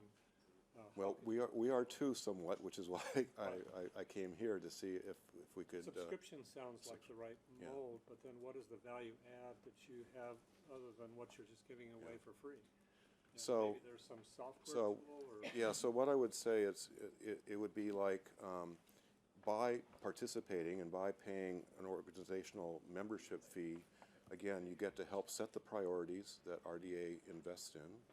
You get to reap the benefits of this international consortium, and then you get. What are those benefits? That's the thing that I want to. Can I just chime in as one example, maybe to be a little more productive, and some other ideas just to kind of be creative on it. Merck chose a couple years ago to release a massive amount of their research data for clinical trials. They didn't do it for a subscription base. They said in the press release, and I'm paraphrasing loosely, chose to not do it as a profit motive, but as a cost reduction measure. They apparently, the human trials of getting medicines out in the world, really expensive. They released a massive amount of research data in partnership, I think, with Yale, and saw that in the end, although it's a little weird, not knowing their own business, on some level it's going to dramatically reduce their own cost structure, not only your revenue structure, which I think is what you were kind of getting to. And I think in the end, you know, Bob, the feedback is on some level, it's got to help them make money or save money. And that if it's not one of those two things, why should any company care? Well, if this had it completely open, but it was more difficult than if you had this cool app that made it a little better and you could charge for that under a subscription. Yeah. I mean, Chris, do you have any ideas about this? Yeah, I mean, the only thing I was going to say along these lines is that when we see these consortiums like this, sometimes they get too abstract and they get away from the real issues we see when we have like data sets for machine learning and these other things, which frankly people try to release under what I would consider very restrictive licensing because they actually don't want to license it to what they see as their competitor, right? So you said your data sets are free and open, but I would say, what do you mean by that? Because whenever we hear that at Google, we say, okay, well, what's the actual license? And so I went to the R3 data site, which I don't even know. I was going to ask you what's the actual connection between RDA and R3 data.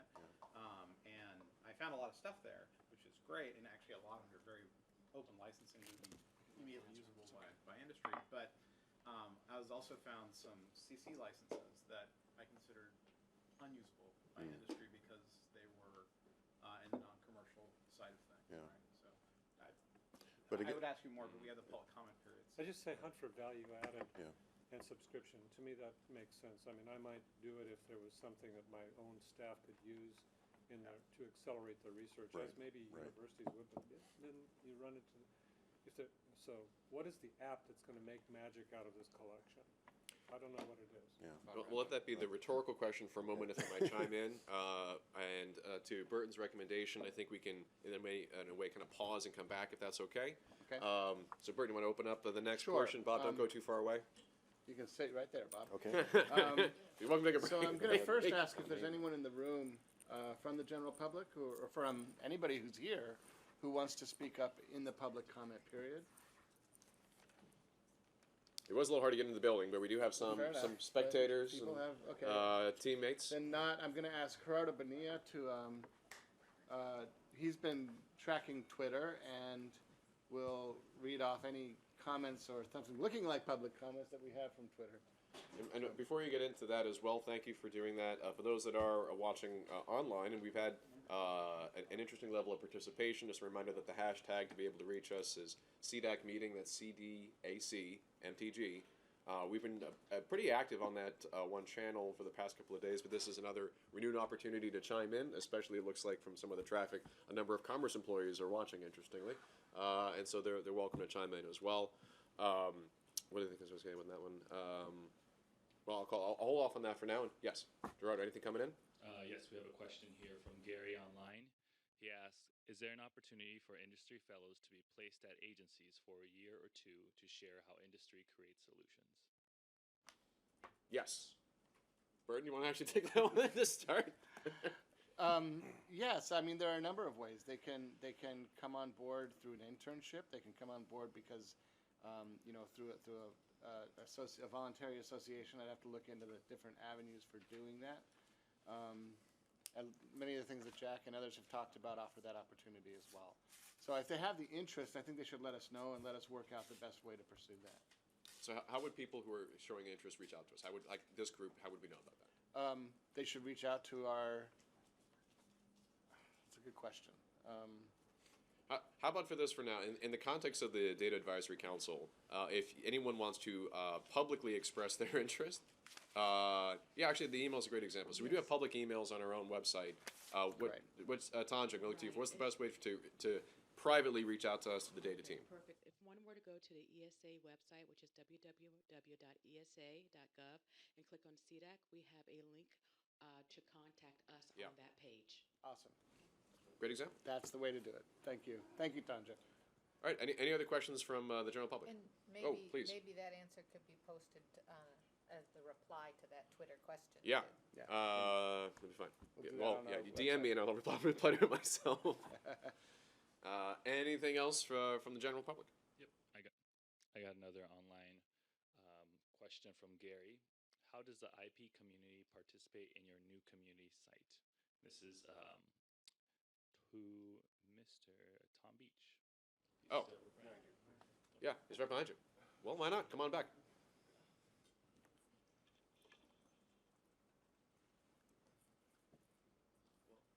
Is this mic on? Okay. Through the community site, through visualizations, it's the platform's right there. You can participate through our developer hub. Absolutely, that's a great place to do it. And just to expand on that a little bit to the larger effort, open source collaboration as a concept was not necessarily understood, welcomed.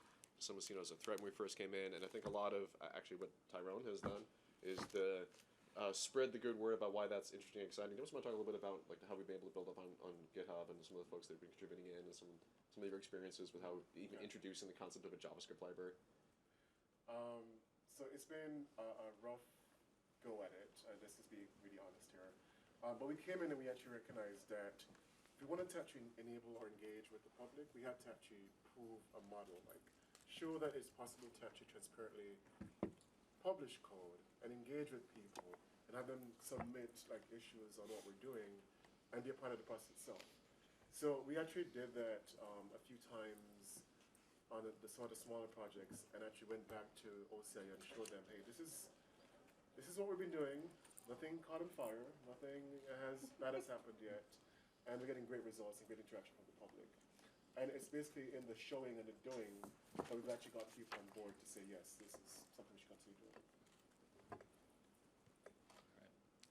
One more here. What are the best industry practices that are missing in government? Any council member want to take that one? Ian, I think you might want to do All right, a lot of opinions about that one. Can I comment on that? Please, please. So,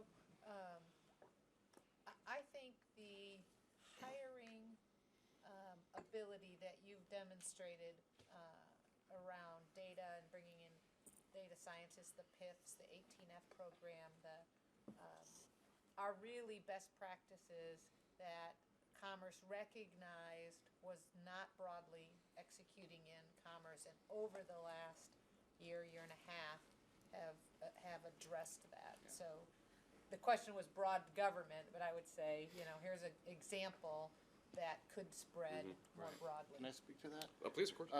Yeah, Kim, to that point, I think that one of the things that's been incredibly useful for us in the Commerce Data Service is something called Digital Services Hiring Authority that OMB, actually the Office of Personnel on the White House's direction, established to bring people in, as I said, people like our data scientists over there who have specific skills. We can hire them quickly. We post the positions. We can recruit liberally for those positions. They're open and competitively produced, but because they have the unique set of skills that we're pitching toward, we can be kind of specific in who we're actually reaching out to in those positions.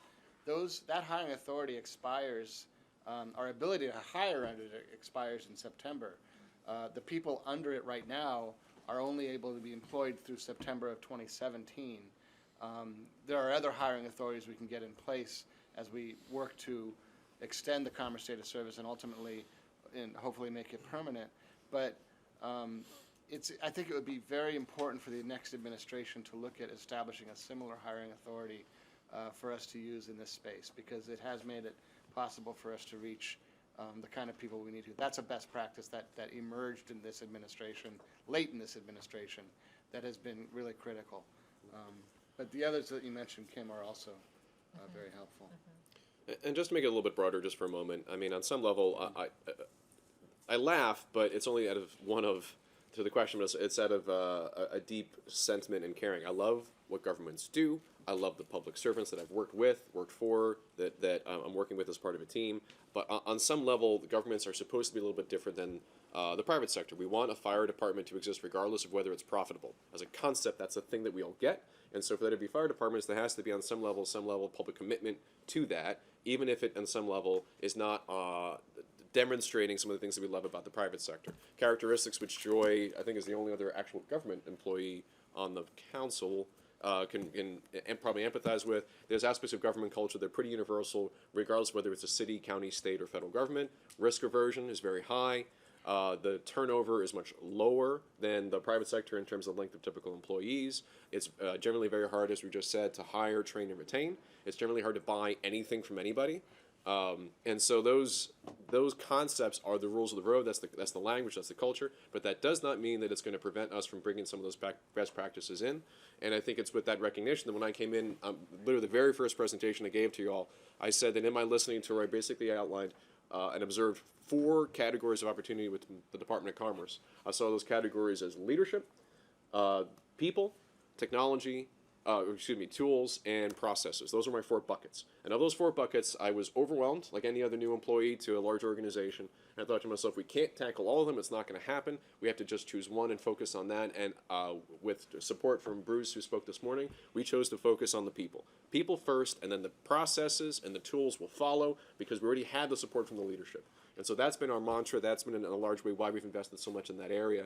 And so I think to the core of the question, that's also why we've chosen to invest behind closing the chasm between the private sector, nonprofits, military, and government to bring more of those people inside so that we can take these fantastic innovators, many of whom are still represented here today, partner with the great public servants that have been in the government long before we ever showed up to see how can we help do our job better, how can we find a better way to scale up. Okay, that's my soapbox. I'm off that one. I couldn't resist given the question. Again, no more public comment. Well, let me just say that public comment period is open technically for 20 more minutes. We're going to go back to our discussion, but Gerardo, keep it on Twitter. If something comes up, raise your hand or something. We'll pause, take that public comment. Again, if anyone in the room wants to speak up, they're welcome to as well. But in the meantime, why don't we, for the next few minutes, turn it back to the discussion we were having with Bob about the Research Data Alliance that NIST has put together. Well, it's not just NIST. Oh, I'm sorry. Yeah. Right, that he's here representing. Let me put it that way. Sorry. Kim. So Bob, in the U.S. part, you said you had 1,200 members. Are they the right members? Are you targeting a certain representation of either an industry sector or a skill set sector? I'm trying to figure out how we can help add to the RDA in the most valuable way, right? Not a random way. To date, there has been no real targeting trying to recruit people. It was actually my idea that that RDA should really reach out much more assertively to the private sector, and so I think that will be a target, and that's why I'm here today. I thought Commerce would be a great place to start with the CDAC. And I hope that those of you who represent the private sector can help get the word out about RDA and its relevance to your organizations. So I think we really need to move more in that direction. Academia is well represented, government is well represented, but the private sector is rather poorly represented. I think maybe if at the interest group level, and I'm just trying to narrow the focus a bit. If you looked at the interest group level and said, I have 100% research and academics in this work interest group, trying not to go to the working group, interest group. I could use companies that are interested in this working group. If you gave us that kind of information, I think we could help more specifically than sort of a general request. And so that would be my suggestion. And around the comment Chris made about licensing, that's where, again, we could use some definite private sector inputs on what sort of licensing you find okay, what kind of licensing you find not okay. We do have interest groups and working groups around things like licensing and legal issues. So, but again, most of the people at RDA come from the academic or public service side of things. They don't tend to think about these issues very much. Yeah, yeah, I'd understand. And I would tell you too, the comment of having services built on top of a platform without a known durable platform, very hard for a company to say, or any private individual to say, I'm going to write an app on a platform that I don't know is going to be around in a few months, right? So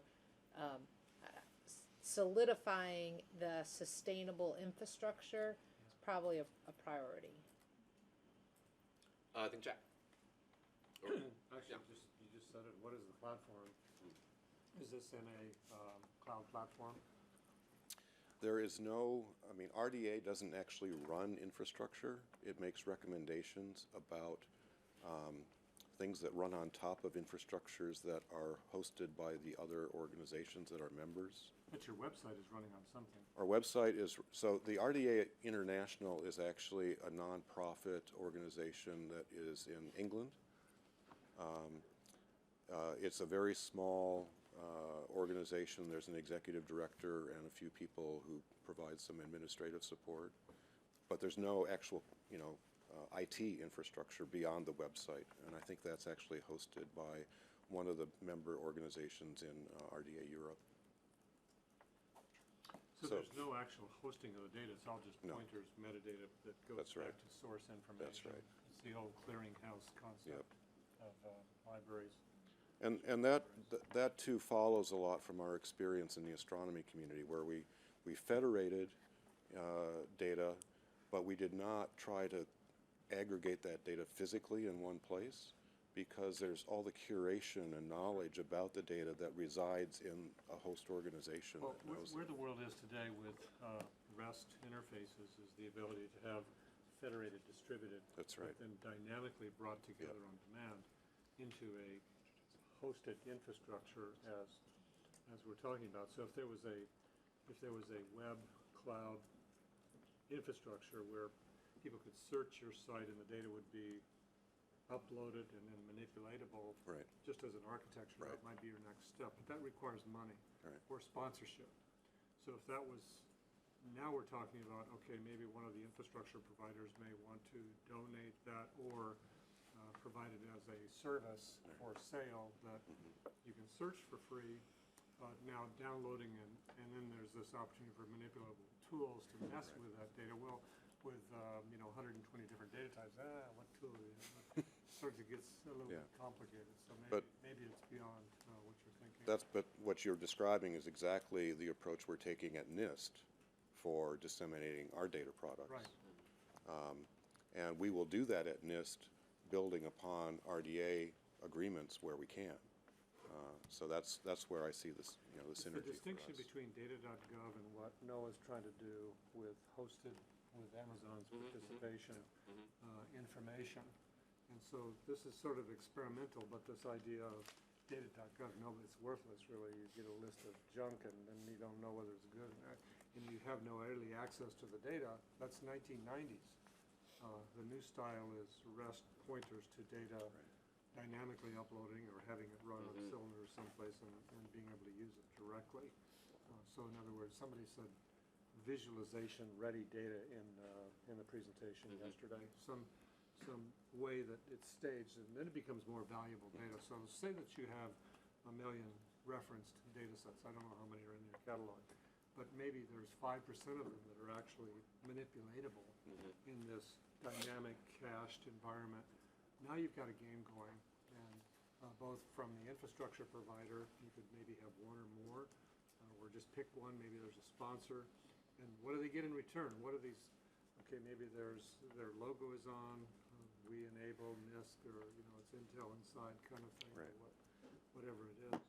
And that messaging out to your community, even though it's a small community, maybe not that small, but influential content providing community and researchers, maybe the messaging could be charged for. And there's something very specific, Robert, or Bob, that I wanted to mention is you start thinking about different levels of sponsorship. You can be a $1,000 sponsor, a $5,000, or a $10,000, or a $50,000 sponsor, or something like that. That's the way you start to get. And what do you give for that sponsorship? Small label, a big label. You get a speaking slot at your conference of researchers, and it's the give-get proposition. But you've got to have a program for it. Right. So just jumping ahead, pretending like you had something to give. What are the different levels of sponsor? Well, we do have a working draft for, in fact, tiered sponsorship levels. Okay. It's based right now simply on the size of the organization.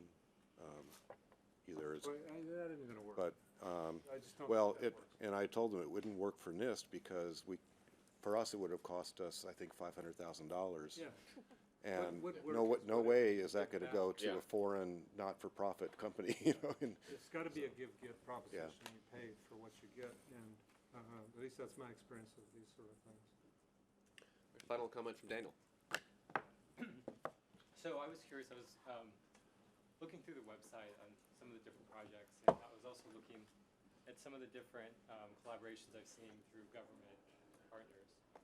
So it seems like there's some really interesting partnerships that are going on between, for example, US agencies and European agencies around research data that are happening outside of RDA. And I'm curious, kind of, maybe from your vantage point, when do you see people coming into RDA and using it? And also, would there be a way, or would it even be useful to make RDA the home, even for these kind of government-to-government negotiations and conversations about data sharing, just so that, one, there's this kind of public record about what data is being put out there and why, but also so that, instead of having a, typical request for comment about, how they should be doing this data sharing agreement, you can actually have researchers providing feedback along the way as the kind of basic conversations are happening. So it's all done transparently and with a little more, I guess, in this new kind of public forum. I think that's a great suggestion. I think, there are a lot of people involved in RDA who are also involved in these other government-to-government or other collaborations. Bringing more of those things into the RDA framework, I think, is a good idea. It's, in fact, why we're doing this materials resource registry in the context of RDA, because we could just, stand it up ourselves and say, all right, folks, bring your stuff in. But we felt that building that consensus around the fully international body really made more sense. That was my experience, too, in the astronomy community. If you just say, here it is, we've got it all figured out, and people weren't part of that development and agreement process, they will tend not to want to come on board with you. So I see RDA really as this catalyst for bringing these organizations together and for reaching true consensus. Of course, that does take time. I remember the first time I met you, Ian, I told you about my sort of 12 to 24-month near-term plan for the Office of Data Informatics, and you thought, 12 to 24 months, that's an eternity, right, from a private sector perspective. But these are big, agreements that require having a lot of interested parties at the table, and they do take some time. And I think maybe you've renormalized your expectations now after some Yes and no. It depends. Yeah. Well, thank you for the comment, Bob. Thank you so much for coming up early this morning. It was a 5 a.m. train and made it here.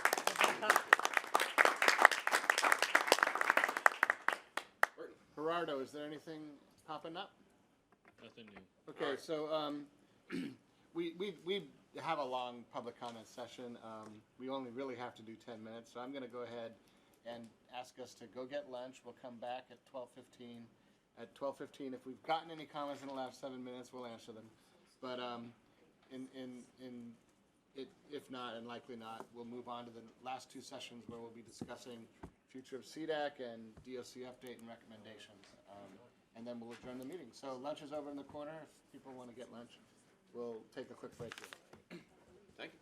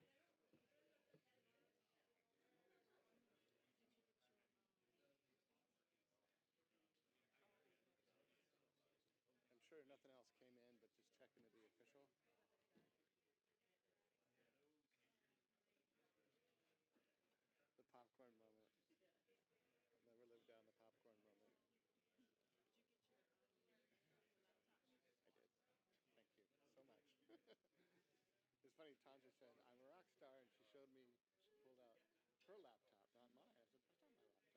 And she was all embarrassed. Then I go back to my hotel, and I can't find my iPod. I thought, I hope Tanja meant to pull out my iPad when she did that.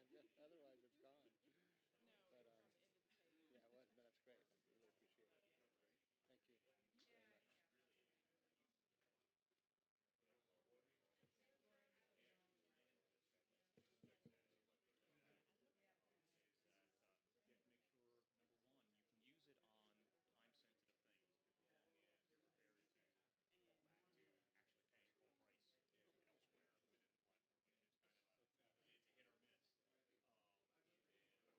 you know, particularly in applications, whatever you're running needs to be created in such a way as I wanted to say hi and thanks for your help with the meeting organization. And I'm sorry we wound up, but I'll be talking to you again, I guess, to try and make up. Yeah,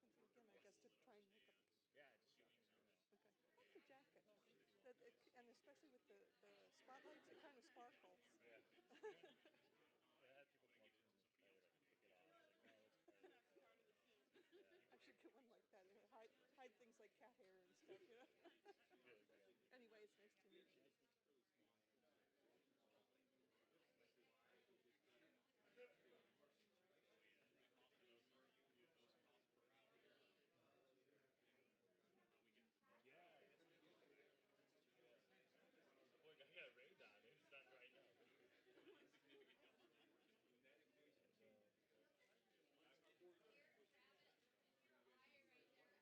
Boy, I got a raid on it. It's not right now.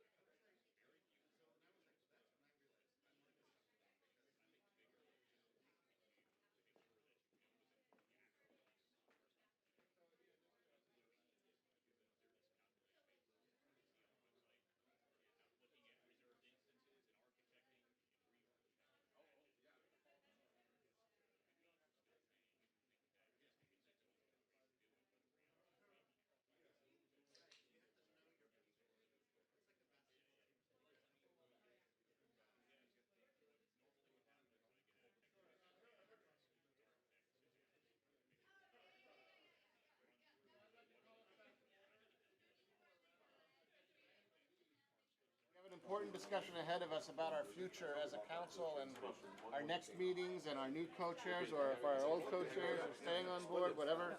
So please come back to the table if you would. You need your microphone. Yeah, we need a gavel.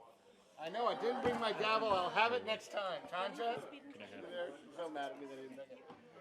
I'll have my gavel next time to bring you back. Everyone? So please come back to the table so that we can wrap up the meeting and have our final conversation. So I was going to continue that for the government officials. Yeah, that's pretty much it. We all have per diem for backing out $20 a day to cover the food that I was was provided for us. We did the same thing in town.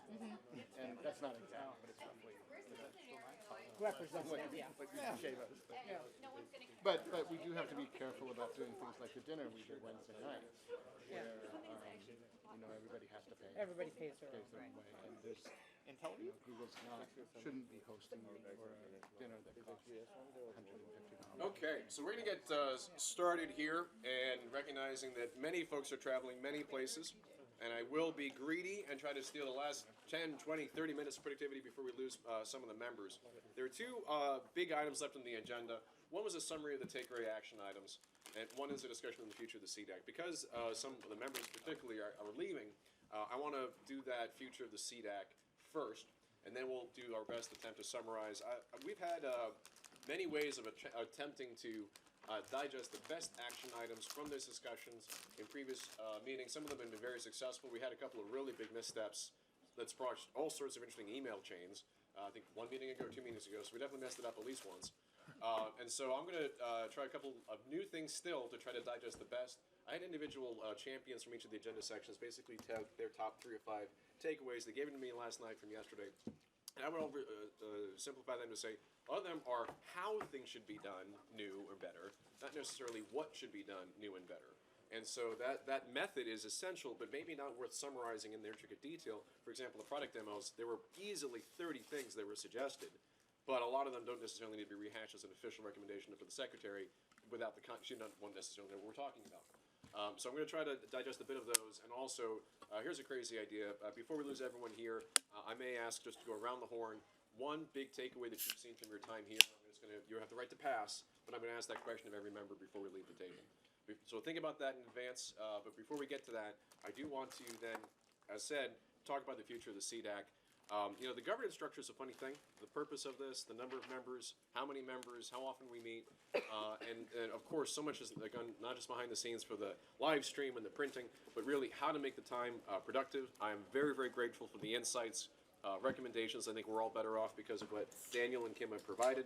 And at some level still, there is that big question of what happens next for that leadership of the CDAC. I think we've, on some level, should probably ask the fair question, so this CDAC continue at all? Why not just challenge that at its core?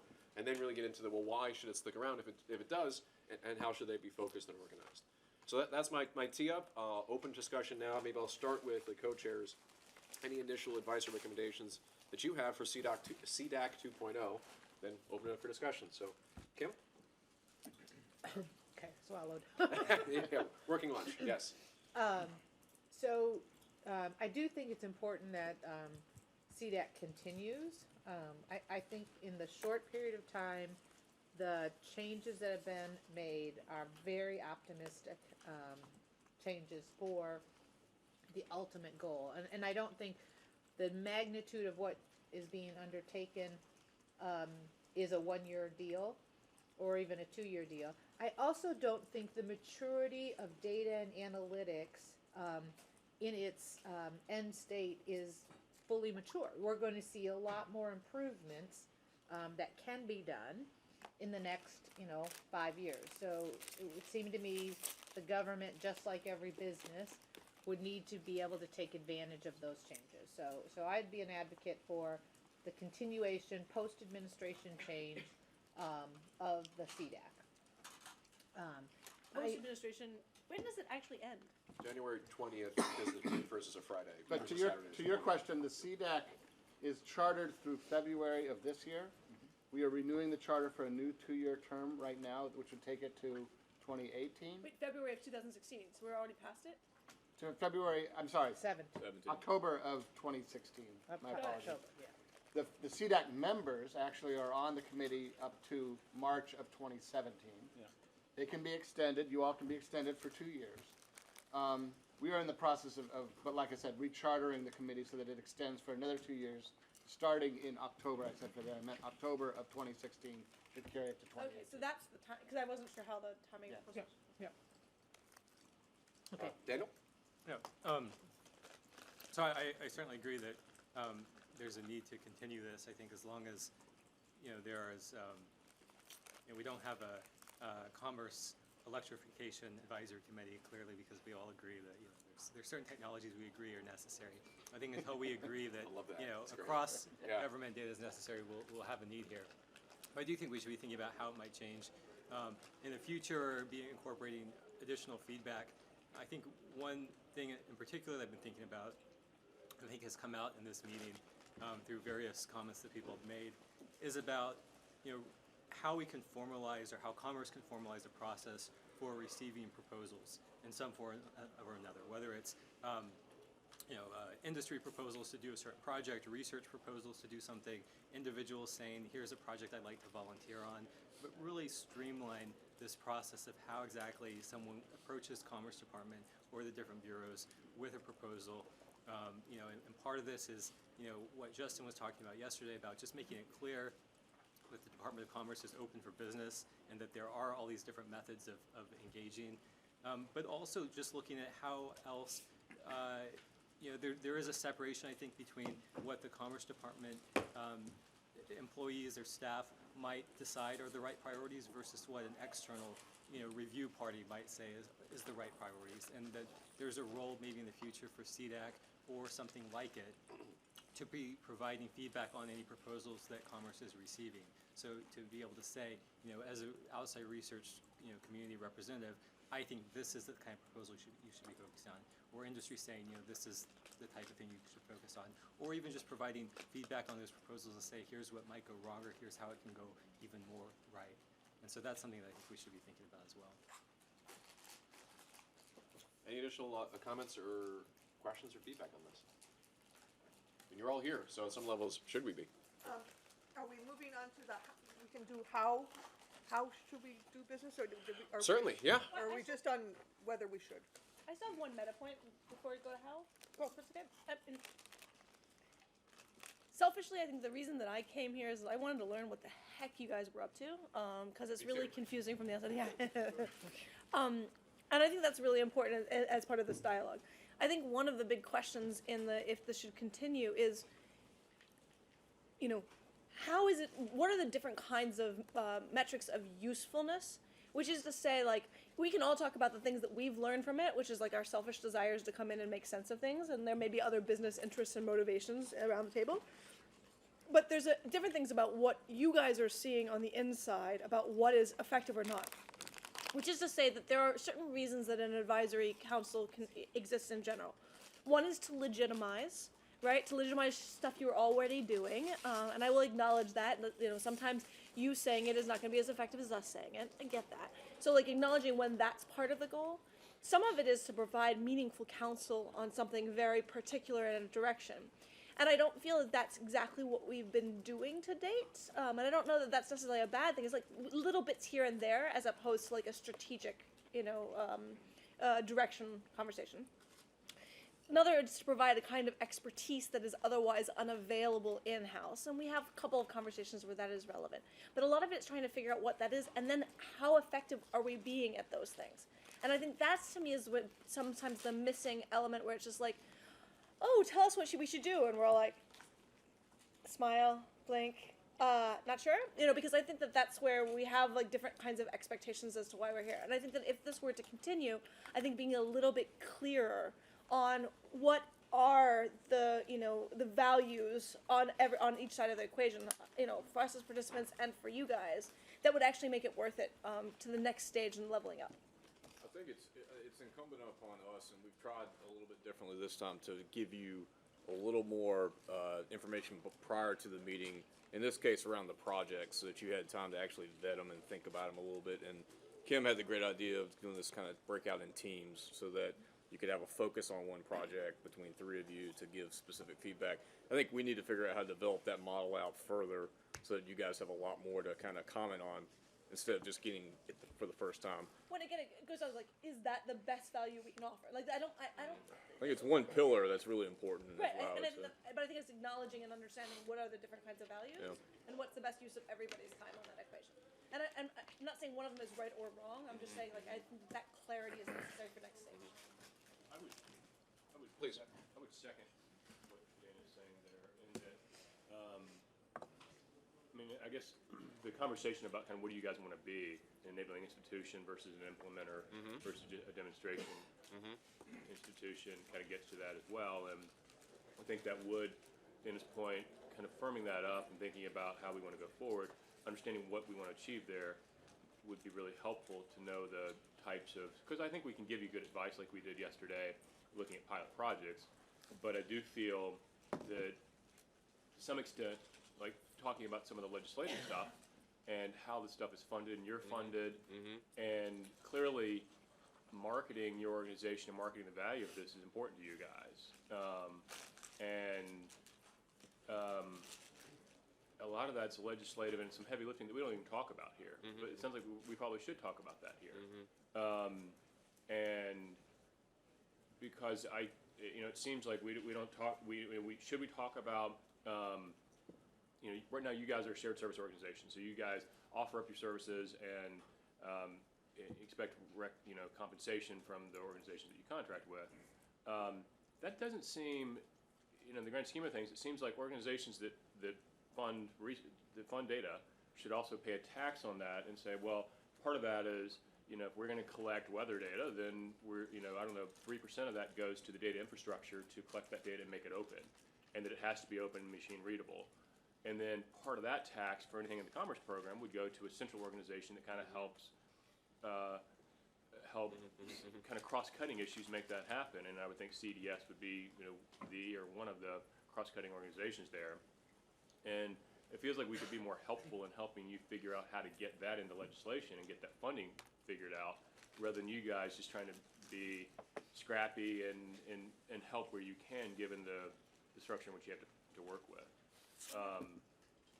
And then I do also think that thinking through, if our goal is really to increase the usage of commerce data, I think we could be a bit more intentional about that, like actually understanding the roadblocks that people encounter in knocking those off.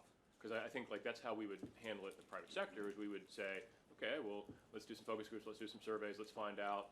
And I think that if we were to do that, we might actually devote more attention to, for example, data.gov. Like, how do people find the data? Like, and I think sometimes where we denigrate data.gov is, but the idea of putting a catalog of everything you could get and how to find stuff in that catalog is really important. I don't know, maybe that would be an interesting use for the data science resources on CDS and more like natural, NLP type stuff. Of when I went to data.gov and I typed in housing, and I got back the FHFA time series, and that's it. I mean, that's ridiculous to think that out of 68,000 data sets in that repository, I mean, I know, for sure that there's a bunch of ACS data that addresses real estate and housing, but it doesn't surface there, and that's a real problem. And then thinking about how each of those pages in data.gov tells you links to the code books and the APIs and the developer documentation. Feels like that would be really fruitful for getting more populations using commerce data. Anyway. The other thing I would say, building off instead, it's also the question of what skill set should be at this table, Right. depending on what you want from us. Which is to say, like, I think it's an interesting collection of folks at this table, but if you're going to go in a specific direction or Right. need help in a specific area, like, maybe it's about bringing in best-in-class usability, maybe it's about bringing in best-in-class marketing, maybe it's about bringing best-in-class policy. Like, the different forms that may not just be all of us who are, more generalists or more in other areas. Yeah, it is a chicken and egg problem, and I think it's very, very valuable feedback. I will say, just to directly answer the questions about what is that scope and so therefore how do we set up the CDAC for success, at its core, there is not universal agreement about whether we should only be a lab, only be a dev shop, only be a shared service, only be an R&D. I think it's not just that we are trying to be different. Sorry, I don't know what that is. Trying to be different things to see what sticks. But on some level, I think we've demonstrated that all of it is somehow valuable in its own special way. Which should we prioritize first? And so this becomes kind of an iterative question on some level, which on the scale of getting folks, for example, do we want a whole new batch of CDAC members? Crazy question, right? Well, what do you want to be? Well, if it's only a marketing question, then we probably need more marketers. Alan, who was not able to join us today, gave this kind of feedback. Actually, I'll share it in his absence yesterday. He said that from his perspective, what this particular council is very good at is executive strategy with spontaneous bouts of product marketing, technical feedback, API development, and recruiting support. Like, you kind of like, but at 51% of it has been strategy. Which, by the way, is not necessarily a bad thing, I think, for the nature of the startup and where Penny was with her leadership of the department. But I think that the fair question is, okay, if in general, we've probably hit the major, top-level, good aspects of strategy already, it's a question of execution. Do we want to shift that prioritization away from what is good? I'll just loosely say we've defined what's good. In the 4 meetings we've had, the roughly 10, picking up 30 hours of time spent together, we've defined good. Now it's a question of how do you execute on that now? And that execution probably has more to do with things like product, has more to do with marketing, recruiting, procurement, lowercase p. And so to that extent, there is probably some level of a transition in focus, transition in method, leadership, the CDAC leadership that I think is fair, but at the same point is also like, there's a little bit of a time lag on that because in the end it is still government, and then our transition from a board of advisors or strategy to a board of advisors of execution, on some level still, I don't think we're going to move as fast, the department, as we would like as a concept, whether we should for change management concerns, for longevity, and also, excuse me, we're at a particularly sensitive market context with the presidential transition. The impact there probably cannot be understated in terms of the strategy, not the people, but the strategy side. That is an area where we really need support. And so, I hear your point, but I guess my feedback is because we don't have certainty on the answer, on some level, I think that probably makes sense to continue a skeleton of what we have now. And then the question then is, again, about organizational structure around CDAC, is that maybe it is about bringing in the strategy as the core members, but maybe it is about thinking about other forms of relationships and meetings where it's about bringing in outsiders to specifically drill in on some things, not just council members. Like, I don't know what the limitations are. No, it's actually very, I mean, the working group structure provides basically there is a way to do that. Yeah. Right. So I'm just thinking about, think about those different pieces as you think about the next stage of it. Yeah, I mean, this is the perfect time to be doing that. I mean, if you look at it where we've been in the last year, the data service has really only been operational for 4 months. I mean, we really didn't have a full team until, end of January? Still recruiting. So we're still recruiting. So now that we've got some projects, we're getting some kind of, where can we take this? We've got the bureau relationships that are building up. It's a great time to think about what do we need from CDAC membership for the future. And then to your point, Stan, on the budget play with Congress, that there's a lot of sensitivity around that right now, but we may be in a place where we can use you guys directly on that stuff in the near future. So it's a good highlight. What did you mean, Ian, when you said clarity around the answer? Did you mean clarity around what the objective of CDAC should be, or CDS, or? I'm trying to remember. I don't remember when I said that, but I will reflect that the data pillar may or may not continue as a prime objective of the department from a secretarial objective. Right. The CDS is a very, very, very, very small part of 47,000 employees who are, we'll see easily 20% of them are basically publishing data every week on some capacity at some level, or contributing to supporting it, to publishing that. And so that you look at that kind of scale, particularly NOAA, you look at that scale and you're just like, wow, okay, well, what is the one strategy? What is the one organization on that? There is some level of disagreement as to should there be even a shared service. Even that's contentious to some folks, to be perfectly honest. And so that's what I meant by that, is that on some level, because it is this whole idea, your whole existence is itself contentious to some folks on some level, that it does draw out the fact that our own scope of work within the department is evolving. Does that answer your question? It does. I guess I'm trying to look at that. Just looking at the CDAC goals, and actually our mission is not entirely clear. it's really just advice around a number of areas, but what we're actually trying to move, the metric we're trying to move is not identified. Continually working to improve in its delivery of services, we're going to help, and then it lists a whole bunch of different areas. But it doesn't actually say that what we're trying to do is improve the utilization or access of commerce data, which I guess that's what I've always I interpreted. think it's in the sub bullets, but yes, the high level mission was defined by folks that weren't here now, right? So, but that is also our opportunity. If you think that something as simple as redefine the scope, make it more narrow, that'd be great. Yeah, we can always do that. Daniel? Well, we've been kind of hinting around this, but I guess, we do have on the agenda, thinking about new members. And so I guess I'm still not completely clear if, and maybe from Ian and Burton and Austin, all of you might reflect on this, but is there an area where you think there's a gap in expertise in the current CDAC membership where, you would like to see that expertise in the months ahead, that we can maybe help make suggestions for who could fill that in?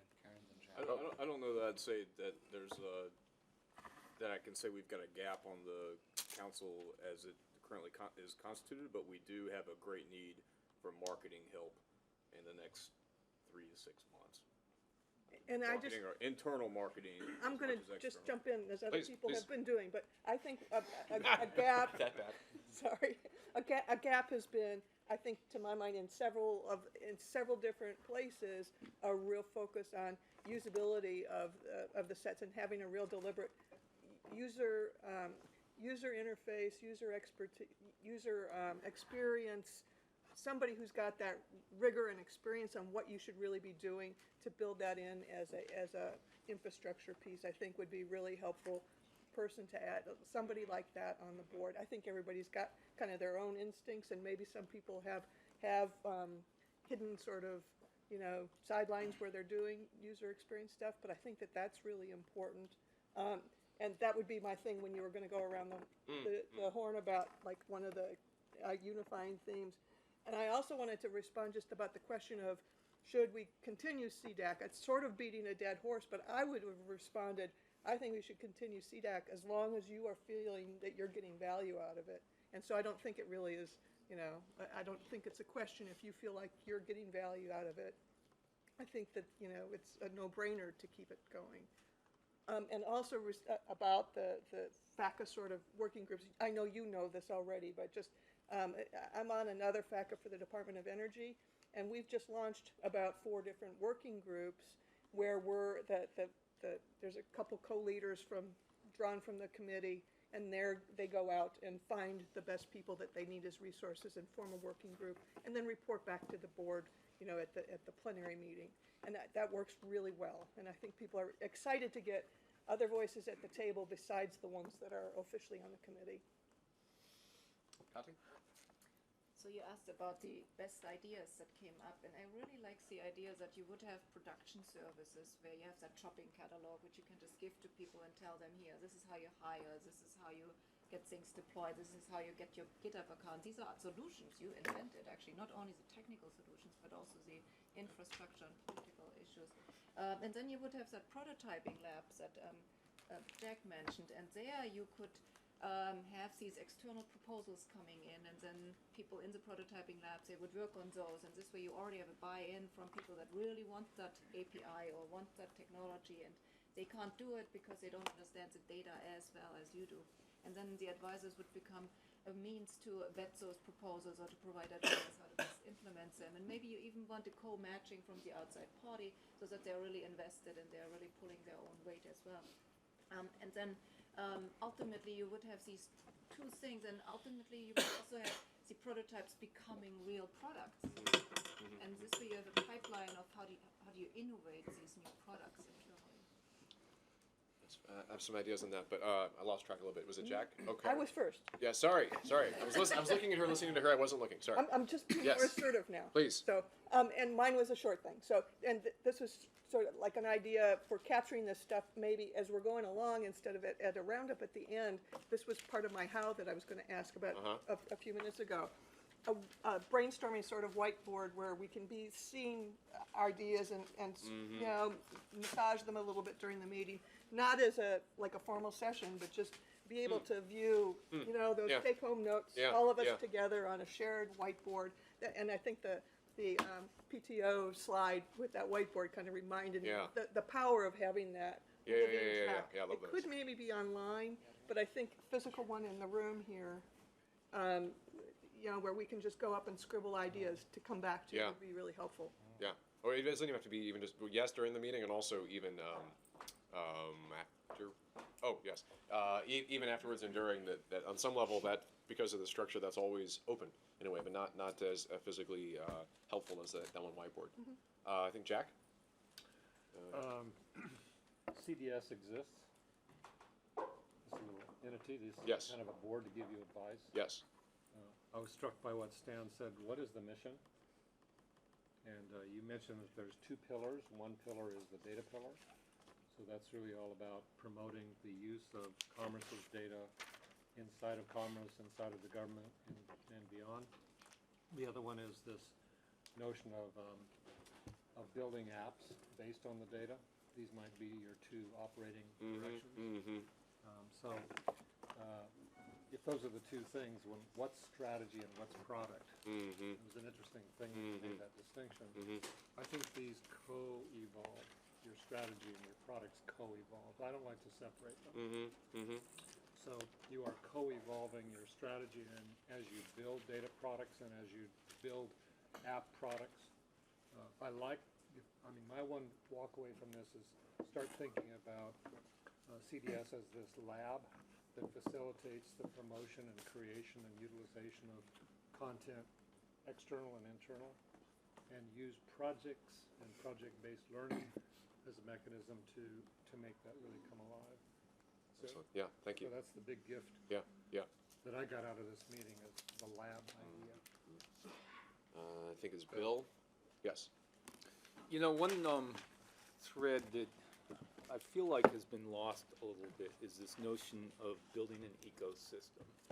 And we heard Bob talk about, he was here when I last looked, you know, building an ecosystem for using data. And it seems like our conversation has flowed back towards building apps rather than building an ecosystem.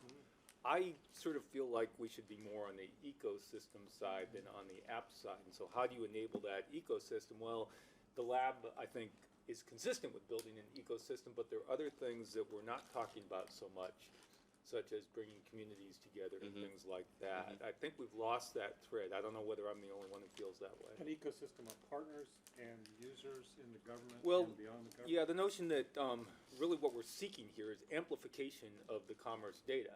And when you try to do everything yourself and create the apps, you're an amplification factor of one. If you bring in, you know, if you build that ecosystem, you get amplification of 10 or 100 or 1,000. And I feel like NOAA has actually done this quite well. And so is a Harris good Bureau. example. They have a constituent. Very strong. Yeah. And they've, so they do that through events, by the way. I mean, one idea that you might have is you know, is an event, an annual event where people really, this goes along the line of institutionalizing. And Census does it all the time, and they do it well. They have their community. They have that event. It's all about sharing. You don't know what's going to happen, and don't overwire it. These people show up. Love happens. You are the convener of the event. Yeah.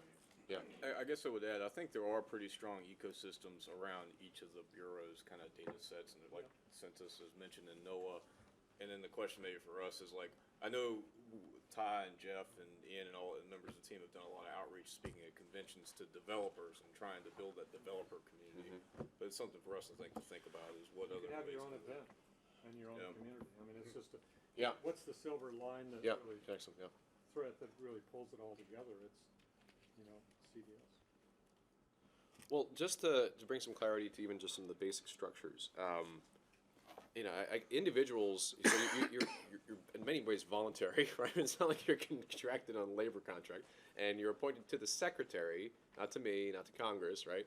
So, you're here because you care, and we, at some level, I was talking to engineers a little last night, like, some level, it's like really surprising for us that all of you care so much about what we do all day. And it's, that in and of itself is fantastic and a gift, and we recognize that and we're grateful. It also, within that gratitude is a recognition of it's, on some level, time-bound.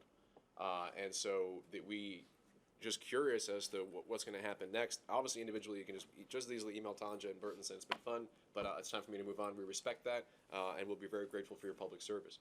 At the same point, that we're also just so desperate for all the relationships that we've built here that on some level we can continue to build upon the valuable contributions that you all have made.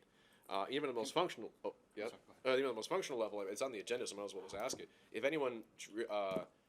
We have on the bullet election of new co-chairs. That's kind of a presumptive bullet, but on some level, I think have been very well guided by Kim and Daniel. But on some level, as part of their great service and their time commitments, they took time out of their work days to join a bunch of conference calls, a bunch of working groups, give us feedback, red line comments, all that kind of jazz. But that detail provides the maximization of the time that we had together.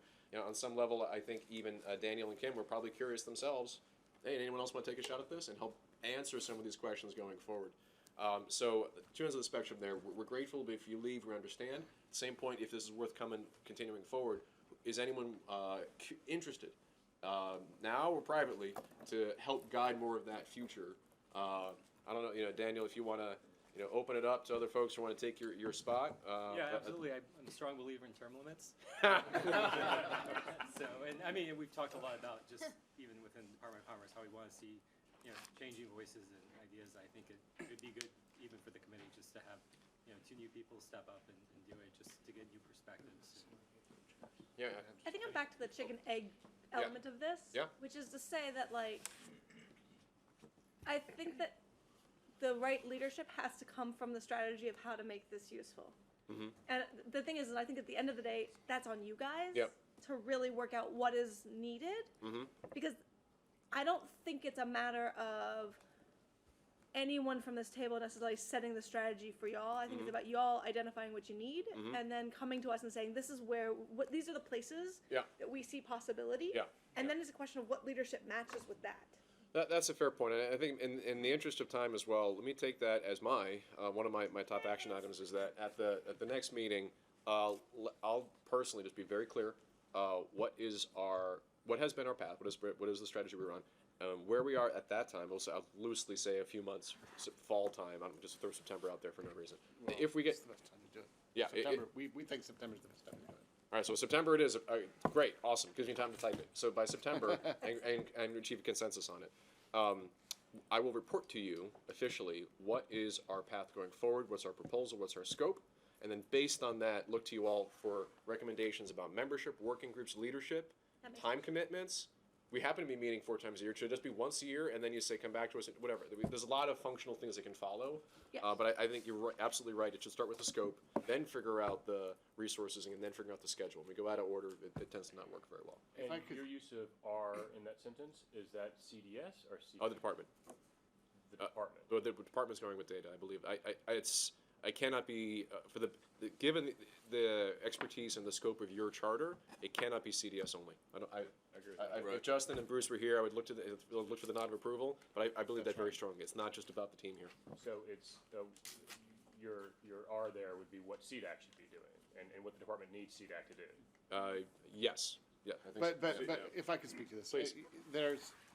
We need to think about, and this has been something that's come up several times, but as we move to the next administration, we have a commitment to data that's really important in this administration, not just at the department, but across the departments, but very prominently in this department. We need to keep that commitment alive, and there is a reason that we need CDAC here.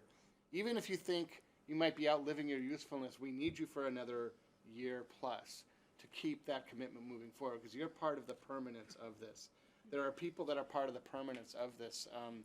In every bureau, there are people who are committed. People like Tom Beach, people like me, people like folks on John Thompson's staff or Brian Moyer's staff, people at NOAA that are keeping the data focus alive as we move into the next administration. And we need your help to do that. But it's about, the R is the department and keeping the data mission front and center because it's so critical. For the coolest amongst us. What is it that threatens you?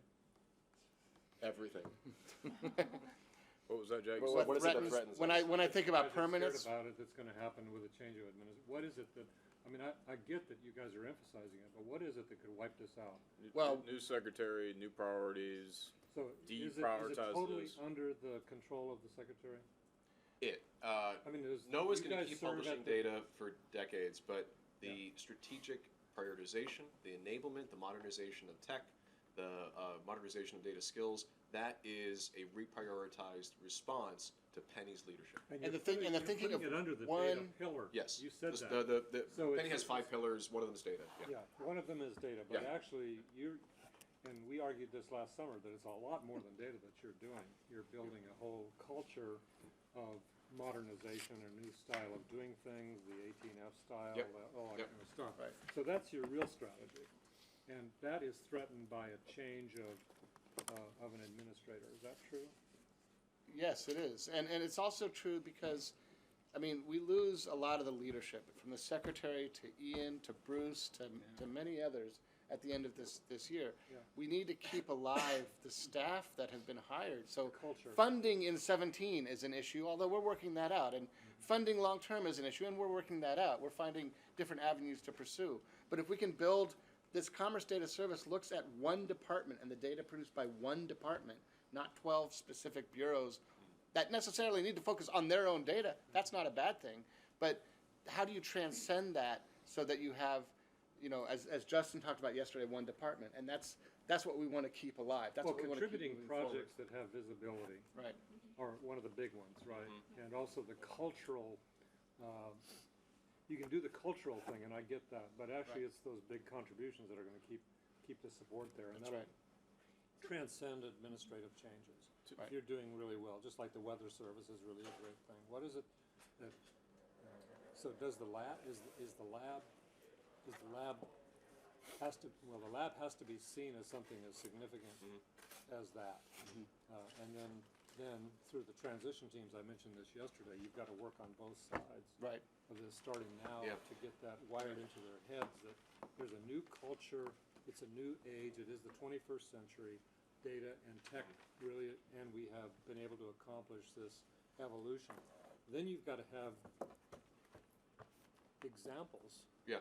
where it actually mattered, not prototype examples, but real, honest to God, it actually drove change. I mean, the Census Bureau one that, yeah. Oh, yeah, To, yeah. to the extent that career senior staff see this as a real value add to their bureaus, it really will go a long way to make sure that, because basically what gets prepared this summer and through the fall is a big booklet of all the priorities and stuff that the career staff will then hand over to the next administration when they come in, and so. And then you need to have a series of success stories. Yeah. And I don't think, Ian, frankly, that it's just the open data thing, because that's gonna be too political. I think there's gotta be examples of how open data and new tech and new Yeah. modernization approaches changed government. Yeah. And otherwise it's too isolated Yeah. and too susceptible Yeah. to attacking. And, yeah. Good. Yeah. I think hear you. I would like to have a little workbook of examples that happened in commerce or in the government itself that actually showed modernization, whether it's 17 websites or Yeah, 17 yeah. different things, Yeah. but a little thing that Yeah. is not just so susceptible to political hacking. I think Dawson's going to be spending a lot of time on that personally over the next few months. In the interest of time, Just to add, not only how it transforms the government, but how it was helpful to the rest of United Oh, States. yeah, private, yeah, exactly, back to the digital. that's and also the ecosystem that Bill was talking about. I'm going to propose this. I think it was Joy then Karen. I'm going to ask, in that spirit of the final takeaways and action items, rather than me report it, I'm going to ask maybe just around the horn, one final reflection from each person, and then I think we're going to have to move to an adjournment because there's some transportation schedules and even some folks walking away from the table as we are. So the Titanic is sinking, so we got to start playing quick. Joy. I was just gonna say, my question really is to sort of reflecting somewhat what Dana said, but flipping your question back on you. You have this limited time. Mm-hmm. What are the things you want to get done during that limited time? Mhm. And can this council help in any way? Is it writing like a brief memo to the future DepSec or secretary about, okay, here's the key things we learned during this 18th month experiment Yeah. of the data service, and we think this should Yeah. be held forward. Like I think Yeah. is there I some think, yeah. communication or something like that that can speak to that institutionalization. And so I would say tell us what you need as opposed to asking us like what, you know, we think we should go. My comment was going to be along those lines. So I think one of the things that works really well is if the secretary gives us a charge to give her a report, and then it's there for the next secretary, and it's something that can be referenced later. That this advisory committee, this esteemed advisory committee, you know, was given this charge to report on things. I think it would help, to Bruce's point of, you know, burning something into the DNA. Mhm. When he was mentioning that, I was looking at you and going, I think you're really doing a good job of that already. But if the secretary gives us a charge to give her a report on findings, I think that's better than having us talk to you and then you push it up. Well, just a quick tactical. All of your recommendations are officially documented in official. No, I know, but it goes up every time. Right, I know in the DOE committee that I'm on, the secretary there makes it very, that they give a deliberate charge because they want they want a document at the end, not just to be able to see the past minutes or something. They want a response to a specific question, like, Yeah, the continuation is a great example. So, yes, and I think to very quickly respond to Joy's question, it's going to hopefully be very unsurprising asks. We want you to help tell the story. We want your help producing fantastic game-changing products that enable the bureaus to accomplish their missions, creating jobs, saving lives. We are going to look for your guidance on how to deploy the team more effectively to build on those major challenges of keeping, retaining, and growing the right people, and also more effective public-private partnerships in ecosystems and even within our own department. These are things that I think probably sound from the nods of heads around the table familiar. That is the answer, and so then it's a question of then how effectively we can do that and continue it through a transition. And so, as has been done before, we always record the top actions. I think that all of your advice has been at a very simple level. This is an advisory council. You all provide advice. Has your advice been helpful? I would say yes, yes, and yes. And I hope you feel that and have seen it through the data-driven evidence of what we have provided in the different formats and presentations. None of what was accomplished on the data side as through our initiatives could have really been as successful without you. That is core, right? And so that is the value, that is the return on investment, and we need to do a continually better job of documenting that, sharing that, demonstrating it to you all as accountable, really servants to you as an oversight board, and hopefully that type of continuous relationship can grow. Very tactically also as well in terms of the governance for the CDAC, I think that's also going to follow at the next meeting, given the type of clarity that you all have provided, the types of actions on demonstrating those successes, providing that turnover book, so to speak, answering to Dana's point about what exactly we're trying to do going forward. And then with that information, it won't just be a type of victory lap perhaps, but it'll also be a sense of saying, no, really, this is what you have to work on next, and therefore this is how we're going to help you. I think that is not something that should be rushed. And I think it's perfectly reasonable to afford appropriate time at the next discussion. So unless there's any more burning questions on the meta point, Daniel? I'd just like to suggest that, given the timeline of where we are now and the changeover in our next meeting in September, I'd suggest that as an action item coming out of this meeting, we form a working group of anyone that wants to participate. And of course, then when we do the working groups, we can have others. But to focus specifically on, preparing a set of recommendations, both for Secretary Pritzker, for successor, and for Congress. And we have those three charges. And that way in September, we can bring that back to the full committee, have that discussion, maybe a little more mature at that point. And that would be, I think, be a better timeline for us getting to something by the end of the year. That's a great plan. Any volunteers to join this this working group to recommendations to Congress, the Secretary, and the next administration? Karen, Bill, Heather, and Joy. And Daniel. Dana. And Stan. Well, it's basically everybody. Okay, so Conti. All right, Okay, council-wide.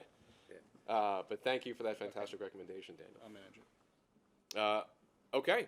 Hey, look at that. We did it. We made it through almost every item on the agenda, just about, and still productive use of folks' time, I hope. Thank yous. Yeah. Wow. Thank yous. I don't even know where to start. Before we even get to that, I did say it. I'm gonna hold true to my word. For those that haven't rushed off the table already, and those proud servants that remain, can we just briefly do no more than a minute per person, round the horn, maybe no more than 30 seconds per person in the interest of time. What do you feel were the key takeaways or actions that you heard over the past couple of days? This whole thing, of course, still live streamed. We still transcribe it. I'm just going to watch this again tomorrow. So don't feel free to, don't feel obliged to write it all down. It's being written. But let's maybe start with Dana. Major takeaways from today? I mean, I think the big thing that I heard, which is important, is that you guys are going to get clarity and structure to how this goes forward. I mean, and I think that makes total sense. I think we learn a lot. I love the presentations, but I think clarity would be really helpful. Okay, thank you. CJ? At the end of the day, I think we're all judged by the results that we show. So far, I think we have some notable results to actually bring forward. The CDS is a great example of that, and I think that's probably where a lot of those results are being seen. I think that between now and the end of this year, we need to actually take the strategic and move it to tactical and get more results that are more tangible and built into the Commerce Department in its more traditional format, not as a special thing, but as a normal thing. The normal things will continue to be funded. The special things are ripe for being struck in by a new administration. Thank you. Karen?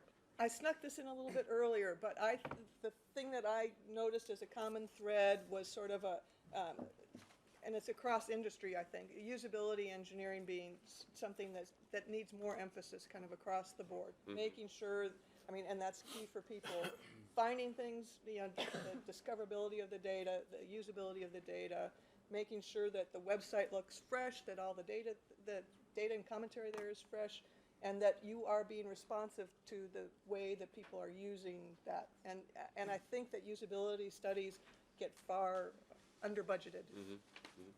Bill? Yeah, I wanted to comment on something I picked up from Tom's presentation. So you take kind of an old-fashioned thing, a patent and trademark office, and through data you transform it into something that can monitor and predict innovation overall in the U.S. And that sort of generalization of the mission is really powerful. Adam? I would go slightly different. So for me, if you would ask me what kind of data year and a half, you would ask me what kind of data government has, I would say health and whatever is reported to Wall Street. And I would guess a lot of people are in the same boat. So reaching out, explaining what capability, and for me, last year and a half was very informative. So reaching out, informing other people what kind of data government have, and actually showing that the government wants to help them, to give them the data, to help them have the data. And government is your partner in updating the data. I think it would be number one benefit. And it should be done in the form people would accept. Having website data.org, nice, yeah. But being a partner in the form people accept and people would want to see it in the current, it's 2016. So the way people used to it, it should be probably number one priority for anything government does with data, at least for the short term. Excellent, thank you. Kevin? Yeah, two comments. One, I think I'm most encouraged by the demand internally in Department of Commerce for the Commerce Data Academy. Having 3,500 employees want to take a data science class is super encouraging. And the second would be a little bit to Bill's comment earlier about the need for focus on the ecosystem creation downstream of commerce's data, and a little bit to the point that I made yesterday about the absence of the disciplines around business development and evangelism and marketing and sales in the Commerce Data Services team, and thinking about what happens once you've lit up this data. Now, how do I get it driven into broad circulation? Thank you. Katja? I would like to re-emphasize that you want to scale up your operations, or building ecosystems instead of apps. Yeah, Because now you have some which you can show, but now you have to find a way to engage others. Ideally, industry which wants to make money with your data, but they don't know the data yet, and they might also need a little bit of work on your end to actually make that data work for them. So finding a way to do that magic. Daniel? Yeah. I just want to reemphasize a point that both Bill and Jack mentioned earlier about labs, and particularly the usefulness of having a space where people can fail kind of successfully within government. I think is important. I'd like to see how we focus on managing that risk. Thank you. Chris? I actually really like the specificity of the patent report. Yeah. That was presented just earlier today. it's nice to see, because we talk about a lot of abstract things. Yeah. And it's, that was, I think it was Excellent. a great outcome. Yeah, thank you. Joy? Good meeting. I would focus on do a stakeholder analysis in the department, who are the actual decision makers, solve their problems, become invaluable to them over the next 6 months, and we won't have a problem. Okay. Well, with that, thank you again. I'm very glad that we've recorded all of this because it's a lot of good work and, frankly, too valuable to lose. There are, beyond the great members that traveled here, we do this every time, and it's like so many folks. Burton, please help me there are out. a couple of people I want to point out. Chris, thank you on behalf Chris of and George. Google. And But no, I've got three names that I need to emphasize. One is George Ivanoff, who worked with us from the get-go on putting this all together. And the two folks who have been managing this room and helping us manage this meeting, Foster Hagee and Jeff Buchan, who, I think Foster's right back here. He's been there the whole time. There it and- is. And then folks who make it work.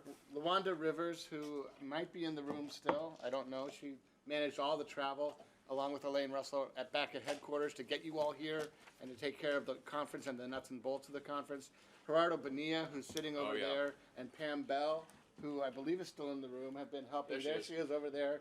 And of course, Tanja White, who works tirelessly to Yay. make this all happen. We owe them all a debt of gratitude, so thank you all. And with that, I will adjourn the meeting of the PDAC. And I'll remember my gavel next time. Thank you again. Travel safe, everyone. Thank you. Anybody want to share?